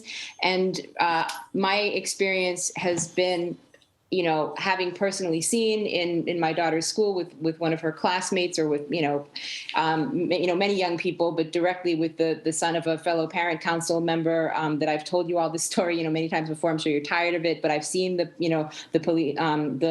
school to deportation and school to prison pipeline, in front of my own eyes with my daughter's classmates. And I, just feel my responsibility to these young people is to speak out that we need to move money away from, the police budget and to things that are going to be productive. And, also another person who gave testimony here today talked about having, experienced police brutality and inappropriate over-policing of people exercising their First Amendment rights. And I certainly have had many of those experiences myself, and in, Black Lives Matter protests, and dating back, decades, but where people have been harmed by police, and they've really exacerbated the problem. So we just need to be moving money away from an institution that's gonna that's going to escalate the problems that we experience in our city, into institutions that know how to de-escalate and how to solve problems. That's what we're looking to see. That's what Councilor Campbell was recognizing, and many other of you councilors, and Councilor Mejia, who I really appreciate. I wish my city councilor Matt O'Malley as well would stand up and say, we just have to draw the line here, and we have to have a significant reduction in police. We have to move that $120 million into programs that are needed, and that we've talked about Councilor Mejia needing more money for youth jobs and so on. And I really just want to uplift how much the community has tried to put this message across. And the young man that spoke, two speakers before me, whose name I'll probably pronounce wrong, beginning with a W, but I met him on Saturday. He was out there for hours in the burning sun on City Hall Plaza, baking on those bricks, with signs, protesting with a bunch of other young people, teens, that took their weekend to go and hold a message in front ahead of this hearing in front of City Hall. And so I really am looking and expecting that in the next couple of days, as we negotiate before this budget is heard, that we'll see some movement on this, because it's just a no-go. Thank you. Thank you, Maria. Next will be Dana, then Elizabeth Nguyen, then Mira Venkatraman. Dana? Hey, Chair Bach, nice to meet you. My name is Dana DiPelto. I live in Dorchester. For those, I am part of the Ella J. Baker Violence Prevention Task Force.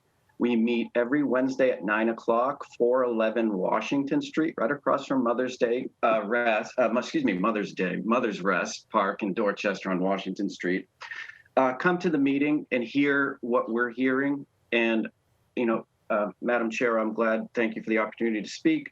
A couple things. I don't think this is the budget to be making any changes. We're coming out of COVID. The only changes I would be wanting to see is an increase in Justin Sterrett's office. He only has 4 employees from what I see in the budget. I think the budget needs to be shown better in more detail to the public, actuals being provided in quarterly fashion. So that we're not getting to 38 hours before the budget needs to be passed and we're still squabbling over minor details. I think we know that the budget itself on the revenue stream has some serious questions, some serious doubts. Our tax revenue, although it's strong, hasn't increased. We're looking at some state funding being pulled because our BPS is in receivership and there's some issues with our school committee. And I think I would like to say personally, thank you to all of our public safety, police, firefighters, emergency services, because they've done an incredible job. They kept us alive in COVID, as well as our public health officials. I don't think we should be looking at cutting that budget. I think we need to be building bridges with our police department and not slashing them. Thirdly, I would like to comment on this process of budgeting. I am not a fan of participatory budgeting. I don't think that's a good idea. I will definitely be standing with Councilor Baker to make sure that we are not doing a participatory budget because we're looking at the circus right now and adding the entire community is definitely going to cause a lot more chaos. This is the mayor's budget. You have had all year to talk to the mayor about what you need from your districts at large as well. And as a fellow Democrat, I call on President O'Malley to make sure that this budget gets passed because we have a lot of work ahead of us, and I appreciate your time. Thank you, Dana. Next up, Elizabeth Nguyen, then Mira Venkatraman, and then Janelle from YJPU. Elizabeth? Hi, all. Please let me know if you can't hear me. I'm having some internet issues. Thank you, City Councilors. My name is Reverend Elizabeth Nguyen, and I live in Jamaica Plain. I'm a member of the clergy, and I'm from a refugee and immigrant family. I work for the National Bail Fund Network, and I'm a volunteer with a local immigration bond fund and anti-deportation network. I'm asking that the city freeze the 2 new police classes, which would add 250 new police, and reinvest $120 million from the Boston Police into communities. And I'm asking my city councilor, Matt O'Malley, to represent his constituents, many of whom support this change. The number of people in ICE detention nationally is up 78% since the start of the Biden administration, which has not really punctured the mainstream media. That's 27,000 people, including many Boston residents who are targeted for deportation and detention by the information sharing that occurs between the Boston Police Department and ICE. I think of Kay, a longtime resident of Hyde Park and Jamaica Plain, who was in Plymouth County ICE. He was gratefully released during the pandemic. He advocated for many others inside, including an elder gentleman who contracted COVID while detained. I think of O, another longtime Jamaica Plain resident and father of 2, a community college student who was also in ICE custody during the pandemic, during Christmas, and spent that time helping others navigate the for-profit phone system. Both of K and O were caught up in a net of information sharing, surveillance, and collusion between BPD and ICE. We don't need more policing. We do need funding for immigrant communities, and that's so, so important. But I really, from the bottom of my heart, reject the false assumption that we can't have both. We need to reinvest funds from policing into the community, and we also need funds for immigrant communities. We can cut resources for the police and maintain and grow the crucial funds for immigrant communities. I also want to share that when these hearings come up, I talk with people who are Boston residents who've been impacted by ICE detention, and often they want to testify, but they're working or it's short notice. And sometimes they say to me, Elizabeth, you know, nothing's going to change. They say, the politicians, the police, they say they care about us, but we don't see it. And as a member of the clergy, I know that the work of aligning our values and our lives is lifelong. I know this is a long slog, and we need to be willing to make wise and difficult political decisions to push our imaginations of what is possible. And I want to be able to say, we were wrong. We did change something. Something did change. I want to say, look, slowly we're doing it. So please, if there's any way to find space to push further for the freedom and safety of all Boston residents, to cut funding for policing. Thank you so much. Thank you, Reverend. And next up will be Mira, and then Janelle, and then Eli Patterson. Mira?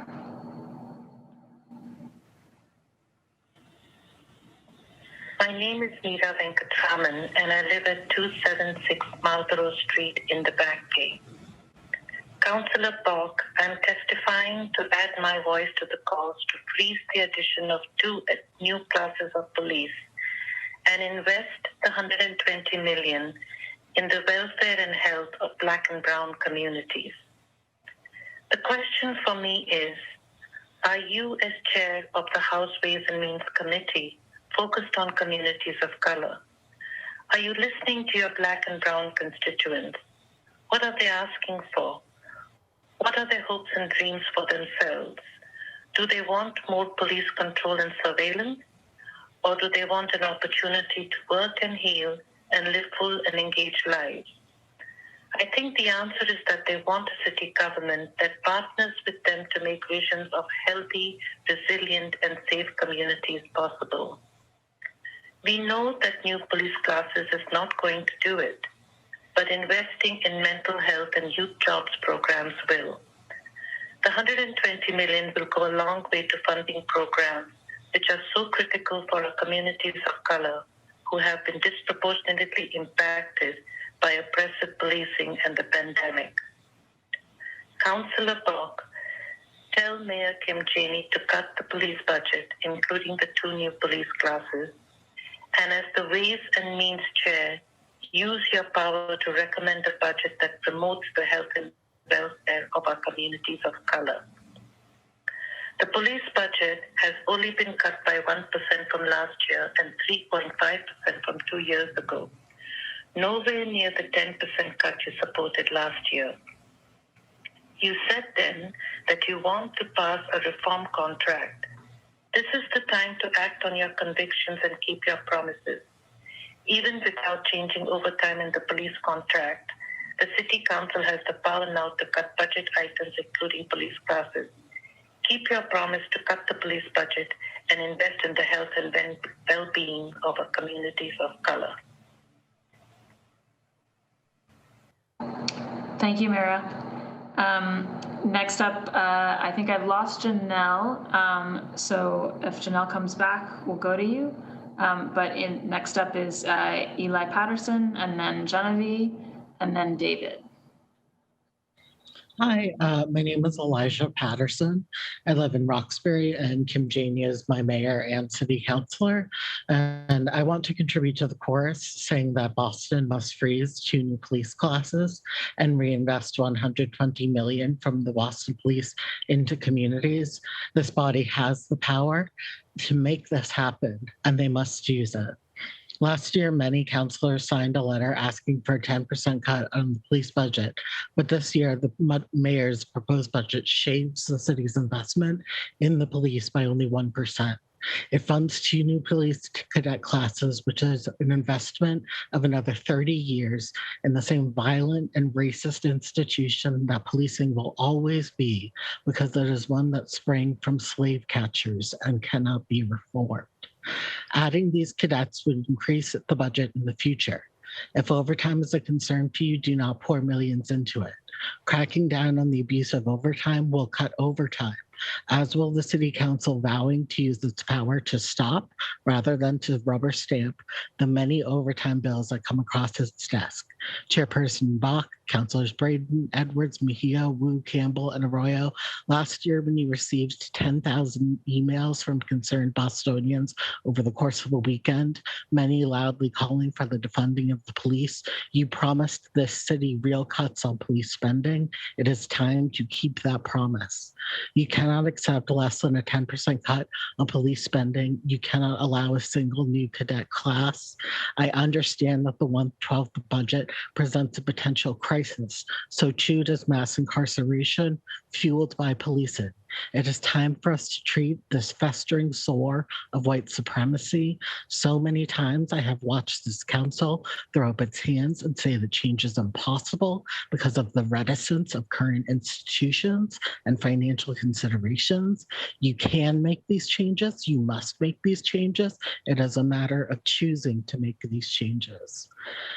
I wish that Council President O'Malley, Councilors Asabi George, Flynn, Baker, and Flaherty were still here. I'm disappointed that they voted last year to fully fund the police and have indicated their intention to do so the same.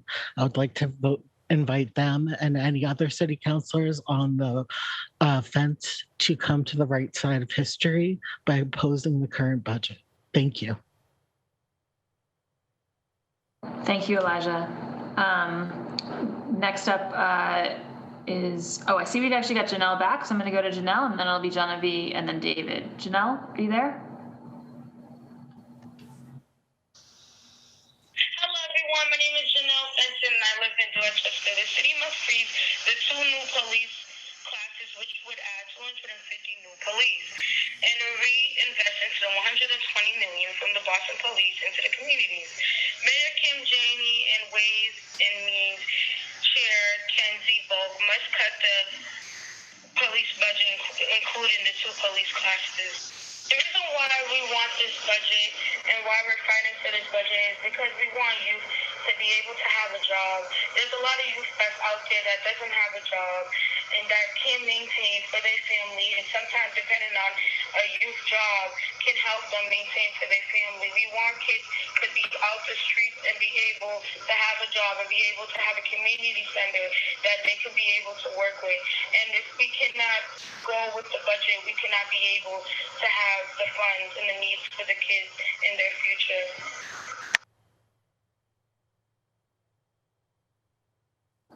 Thank you, Janelle. Genevieve?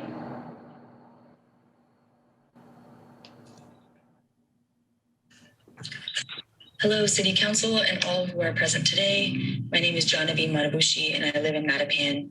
I'm testifying today along with other Boston residents to demand that the city freeze the 2 new police classes, which would add 250 new police. The communities most impacted by policing do not need more harbingers of harm and surveillance, aka the police in their neighborhoods. They need resources and investment, specifically $120 million from the city to community-led programs paired with a cutting of $120 million from the overall budget. The justification for adding more cops as helping to reduce overtime has been refuted by data from the BPD itself. Adding cops does not reduce overtime spending. What does reduce overtime spending is significantly cutting the police budget along with a real cap on overtime. It's time the City Council listens to the solutions presented by those who have survived policing and incarceration, as well as those of us who build support for survivor communities.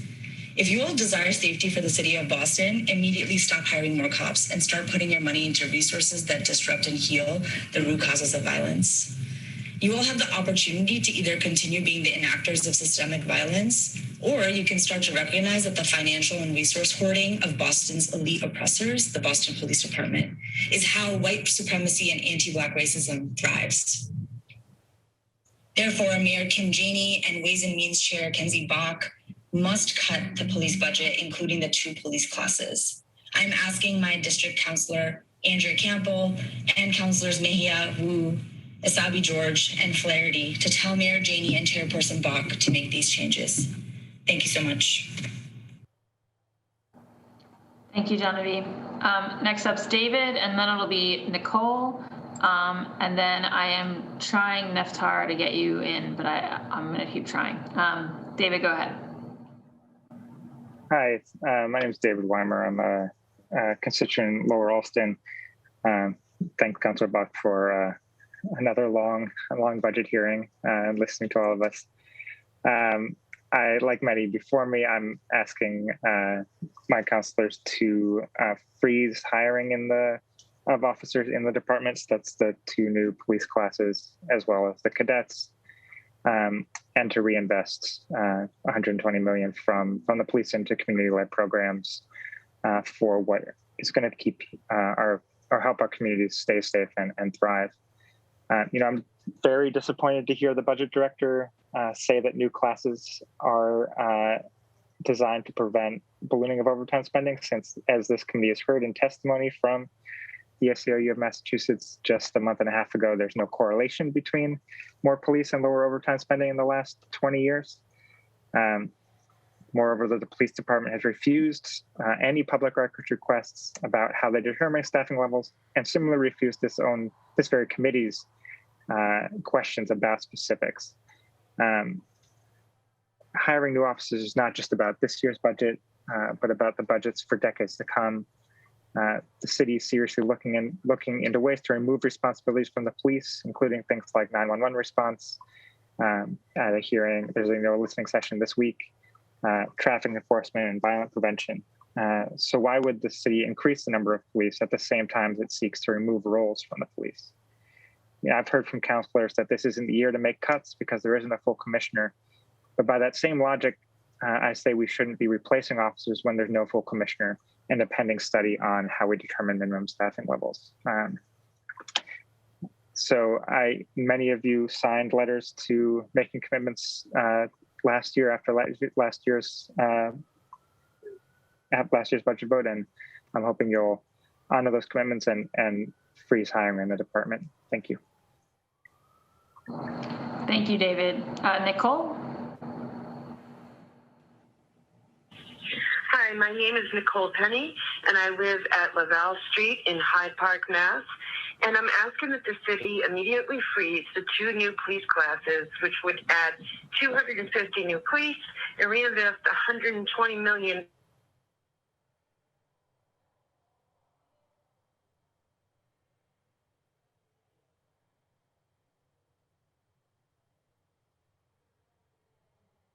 Nicole, I'm sorry. We lost you there for a second. Now you're back. Do you want to just start over? My apologies.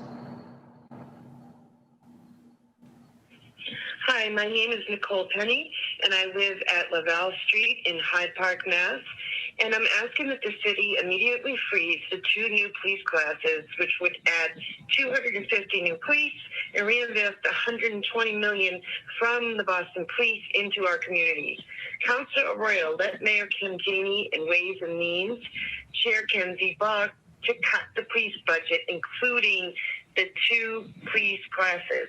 The police budget has only been cut 1% from last year and 3.5% from 2 years ago, nowhere near the 10% cut you supported last year. And hiring more police will increase future budgets. The police have given no justification for their staffing levels or needing more police. Councilor Arroyo, you said you will vote yes on the budget, but I'm asking you to call for cutting the police classes and police budget.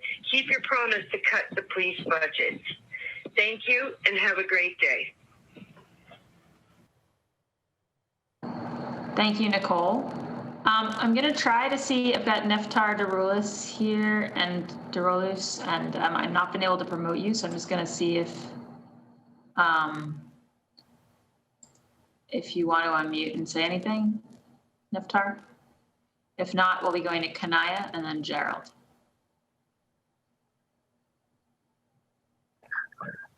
Hello? Neftar? Hello? Yes, we can hear you. Great. My name is Neftar Derolis, and I live in Hyde Park. The city needs to freeze the 2 new police classes, which would add 250 new police, and reinvest the $120 million from the Boston Police into our communities. asking that Councilor Arroyo and Kim Janey actually keep their word, actually cut the police budget, including the 2 classes. The police budget was only cut 1% last year and 3.5% from 2 years ago, which was nowhere near the 10%. Having more police increases future budgets, and police have not given no justification for staffing levels. Councilor Aurora, you said yes on the budget, but I'm asking that you call for the cutting of the police classes and the police budget. Keep your promise. I believe we're all calling for accountability. And yeah, thank you and enjoy the rest of your day. Thank you, Neftar. Next up is Kanaya, then Gerald, then Kaz. Kanaya?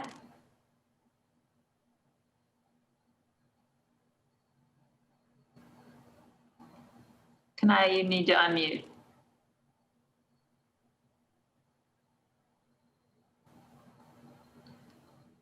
All right, I'm going to skip Kanaya for a moment and go to Gerald. Gerald, are you there? Hello, my name is Gerald Dudley and I live in Jamaica Plain. I am calling to demand that the City Council reduce the police budget. We do not need new cadets. We do not need new cops. We do not need more money spent on training. These are not things which have been shown to work anywhere else. Police do not make us safe. If we took a day where the police were not roaming around Boston, driving aimlessly, occasionally checking license plates, hoping that arrest warrants pop, and harassing unhoused people, you'd have a day where everyone felt safe, where everyone felt like they were okay, instead of being terrorized by a uniformed gang. The police have no business taking the amount of money that they do from the community. People do not need police. They need safe places to live. They need good food to eat. They need community programs. They need jobs that pay well. They need affordable or even free housing. But y'all don't want to have that conversation, I guess.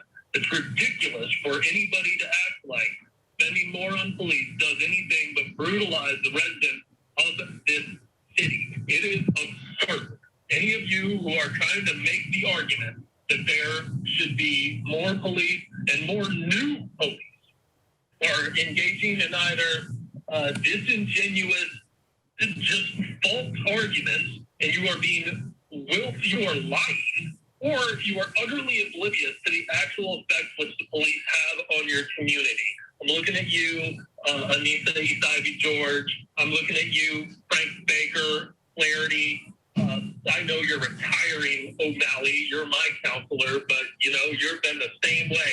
And we haven't had strong enough push on this with anyone except for shout out to Counselor Mejia, who has really been calling for this. And I would like to see stronger language from Counselor Wu on exactly how much she wants to take away from the police. As for Campbell and Edwards and the rest, those of you who want to vote for this budget, you should not. You should not. We do not need more money spent on police. You have got to push back on this. That department needs to be smaller. It does not need any more money. It needs substantially less. You've got to fix it. You've got to oppose the police union. Get it done. Otherwise, we will find people, if you can, we will find people who can in the next election. Again, this is Gerald Dudley, Jamaica Plain.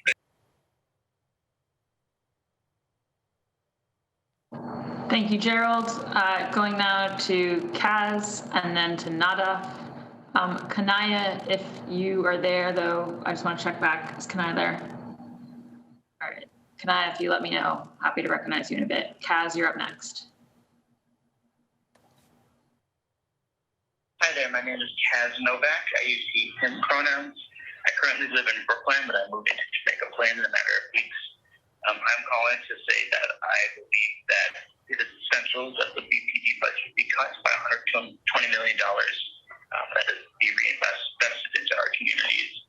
Mayor Kim Janey and the Ways and Means Chair Kenzie Bach must cut the police budget, including the 2 new police classes, which would add 250 new police officers. I work with individuals facing substance use disorder, and many of them have had run-ins with law enforcement that have been unhelpful and not rehabilitative. So I, on behalf of them and all those in the city who face the BPD and have racist encounters with them, I think it's essential that the budget be cut by $120 million and reinvested into the community so we can build a more equitable, inclusive Boston. Thank you very much. Take care. Thank you, Kaz. Next up is Nada.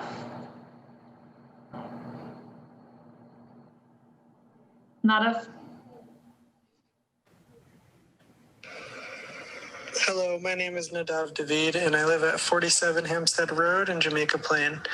I'm recording this testimony to demand that the city freeze the 2 new police classes, which would add 250 new police officers, and instead reinvest $120 million from the Boston Police Department into communities, into wellness, into the type of safety that our communities need.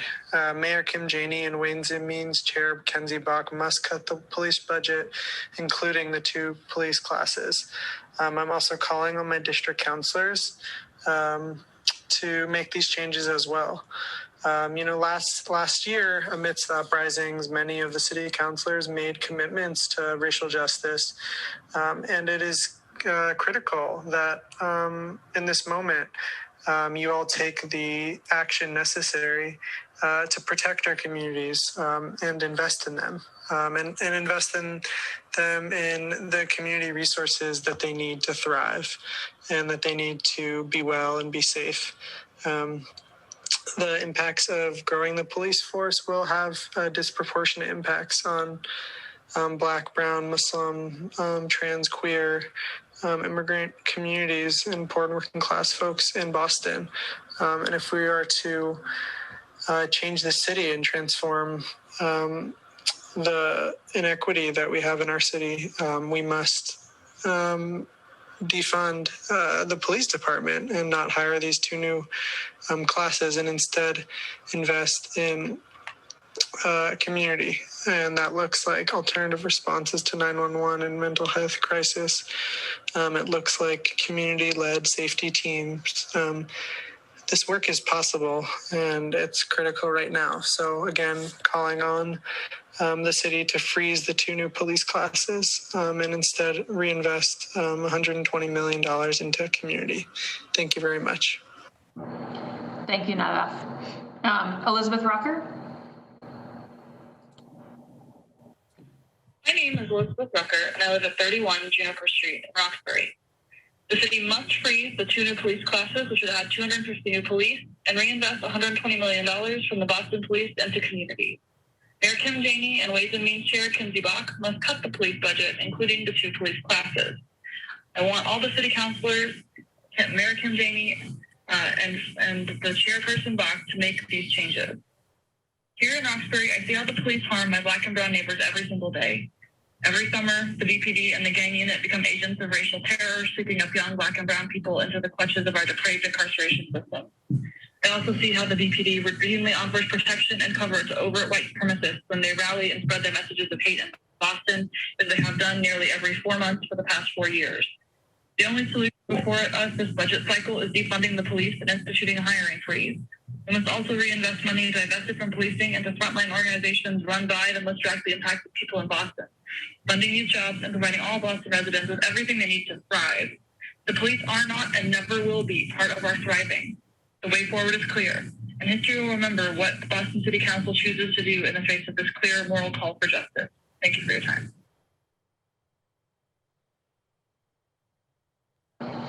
Thank you, Elizabeth. Next up, let me just try. Kanaya, are you there?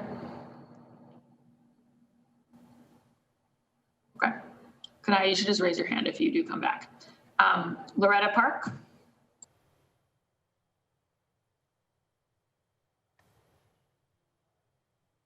Hi, my name is Florida Park, and I live in Jamaica Plain.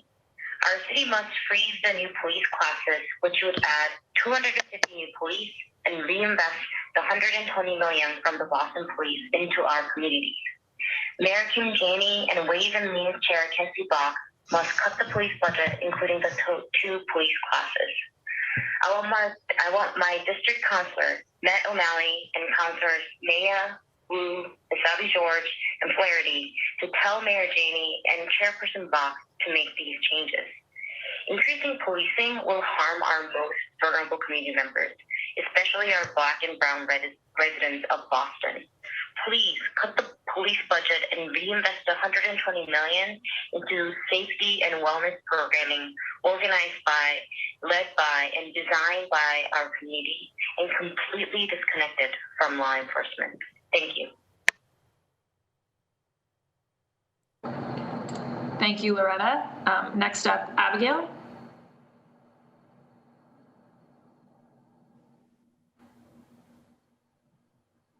Abigail, you just need to unmute.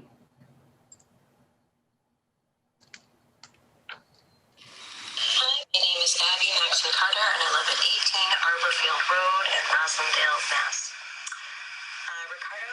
Councilor Arroyo, City has to freeze the 2 new police classes that are being slated to be funded, which would add 250 new police, and reinvest $120 million from the Boston Police. We'd like to reinvest that money into communities. I'd like you to tell Mayor Kim Janey and the Ways and Means Chair Kenzie Bach to cut the police budget, including these 2 new police classes. Since last year, the police budget has only been cut 1% and only 3.5% from 2 years ago, which is not anywhere near the 10% cut that you said that you supported at the time. Hiring more police will increase our future budgets and put more money into the police budget and take it away from our communities. The police haven't given us what we need in terms of a justification for their staffing levels or needing more police. What's more, we know from research that that is a much better use of our money to spend on crime prevention, on taking care of our communities, on jobs, on youth, on education, on mental health, than it is to invest that money in police, which are simply cleaning up the mess and the chaos and grief that comes of underinvestment in communities at this time. So, Councilor Royal, you said that you'll vote yes on the budget today, but I'm asking for you to call for cutting the police classes and the police budget and keeping your promise that you made to us as your constituents. Thank you, Abigail. I see now I've got the Reverend Joanna Murphy.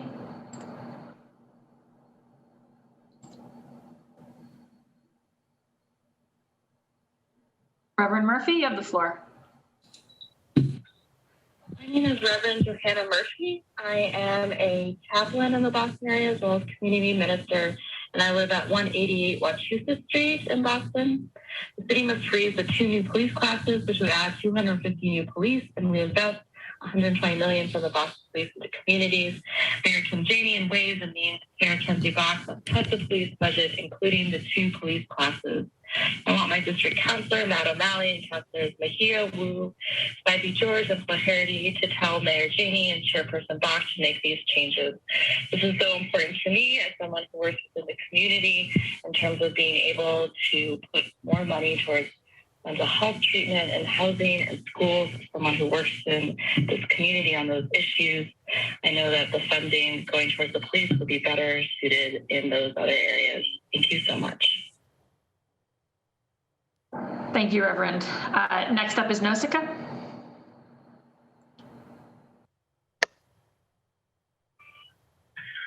Hi, my name is Nausicaa, and I live in Hyde Park. And today I'm testifying for the city to freeze the 2 new police classes, which would add 250 new police officers, and reinvest the $120 million from Boston Police and into our community. Councilor Royal, tell Mayor Kim Janey and Ways and Means Chair Kenzie Bach to cut the police budget, including the 2 police classes.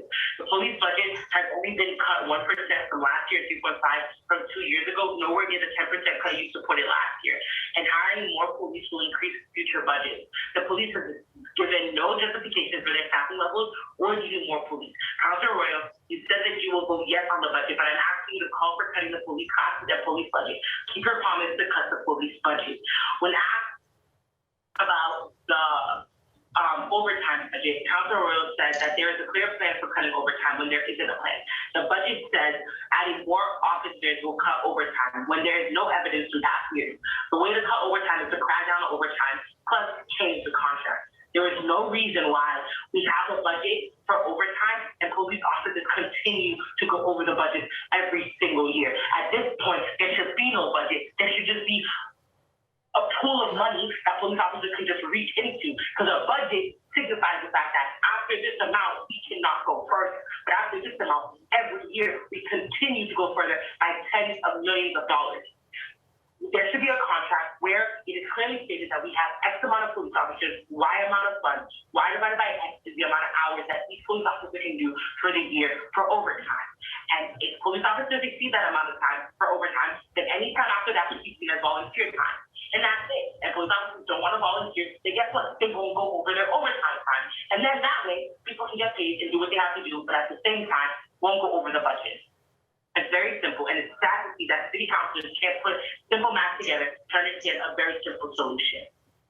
I ask that Councilor Royal rethink his decision to vote yes for the police classes and for the budget. Thank you. Thank you, Nasika. Eliana Willis. My name is Eliana Willis, and I live in Jamaica Plain. The city must freeze the 2 new police classes, which would add 250 new police, and reinvest $120 million from the Boston Police into communities. Mayor Kim Janey and Ways and Means Chair Kenzie Brock must cut the police budget, including the 2 police classes. I want my district Councilor O'Malley and other councilors to tell Mayor Janey and Chairperson Bach to make these changes. It should be clear by now that increasing police does not mean increasing safety. Investing in communities.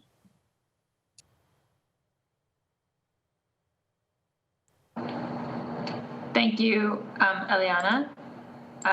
Next up is George.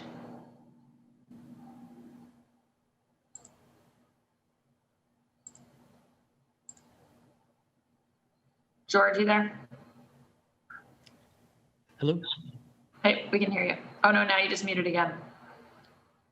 Oh, sorry, I was transitioning in, so I didn't know if I was being called on. No, you're in now. Hi, good evening.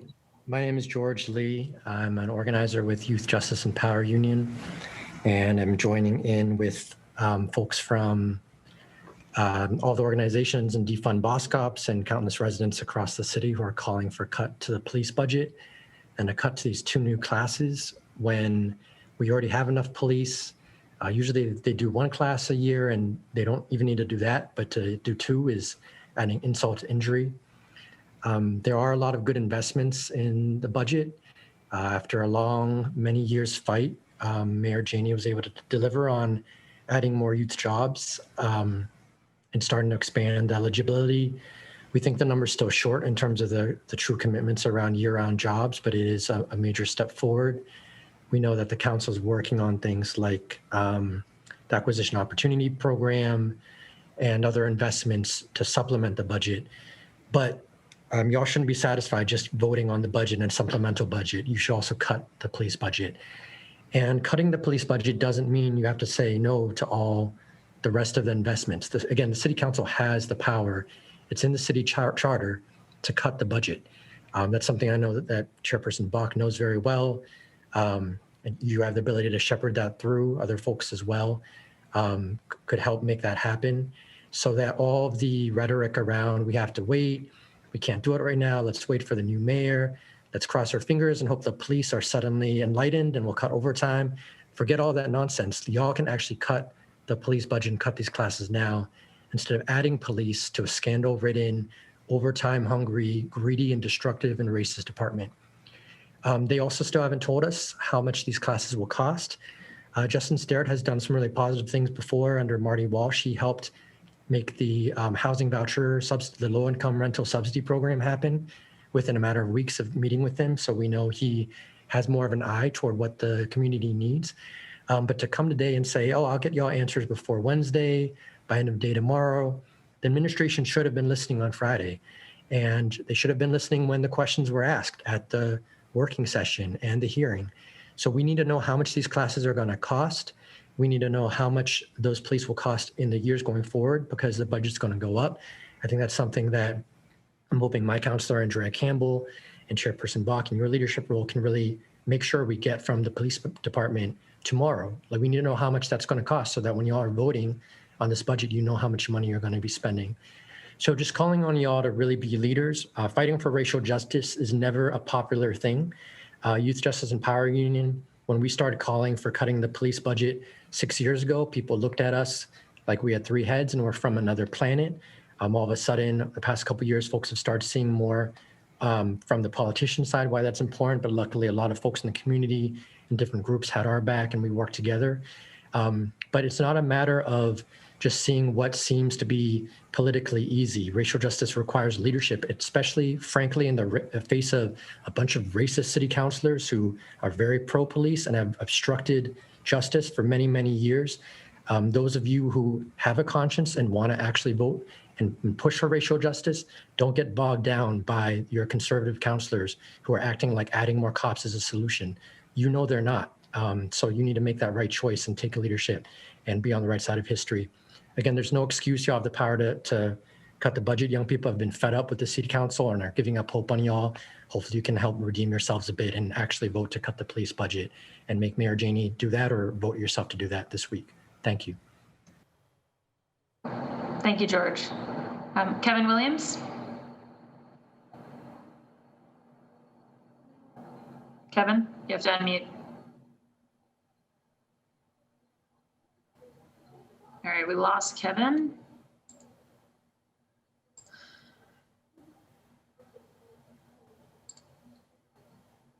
I'm going to try one more time to see if I can get Kanaya. Kanaya, did you want to testify?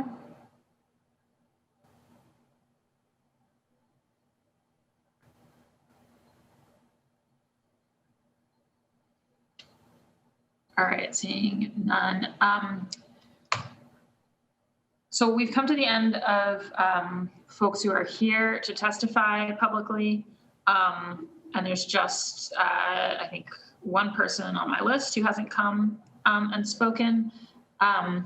However, it's like 4 minutes of 5, and I do want to just let people who might be coming right at 5 o'clock come. So I'm gonna hold this public testimony session open until 5:15. So for staff, I'm going to take a recess. If we don't have anyone else who joins, I will adjourn us at 5:15. But in the meantime, the committee will stand in recess.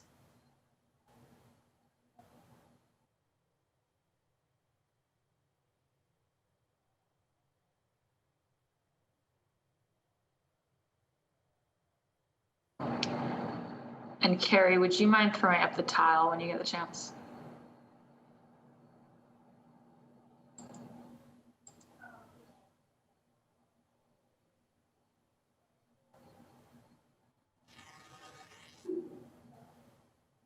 Great, thanks.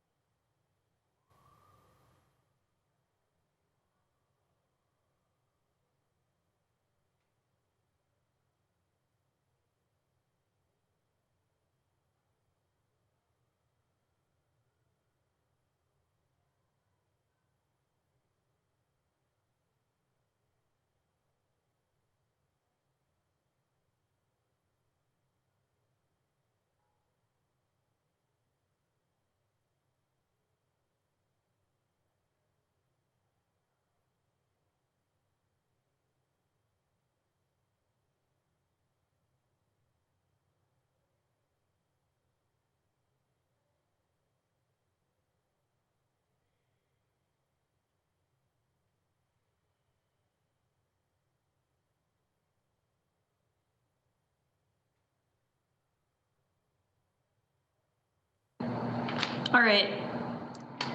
Seeing as it is 5:15 and we've exhausted public testimony, I want to thank everybody for testifying today, and also thank counselors and the administration for their participation. We'll be working in earnest on the budget with the administration so that we can get to a place on Wednesday and where the council can take an affirmative vote. That's certainly my hope as the Ways and Means Chair. And yeah, just thank you all. And with that, this hearing is adjourned.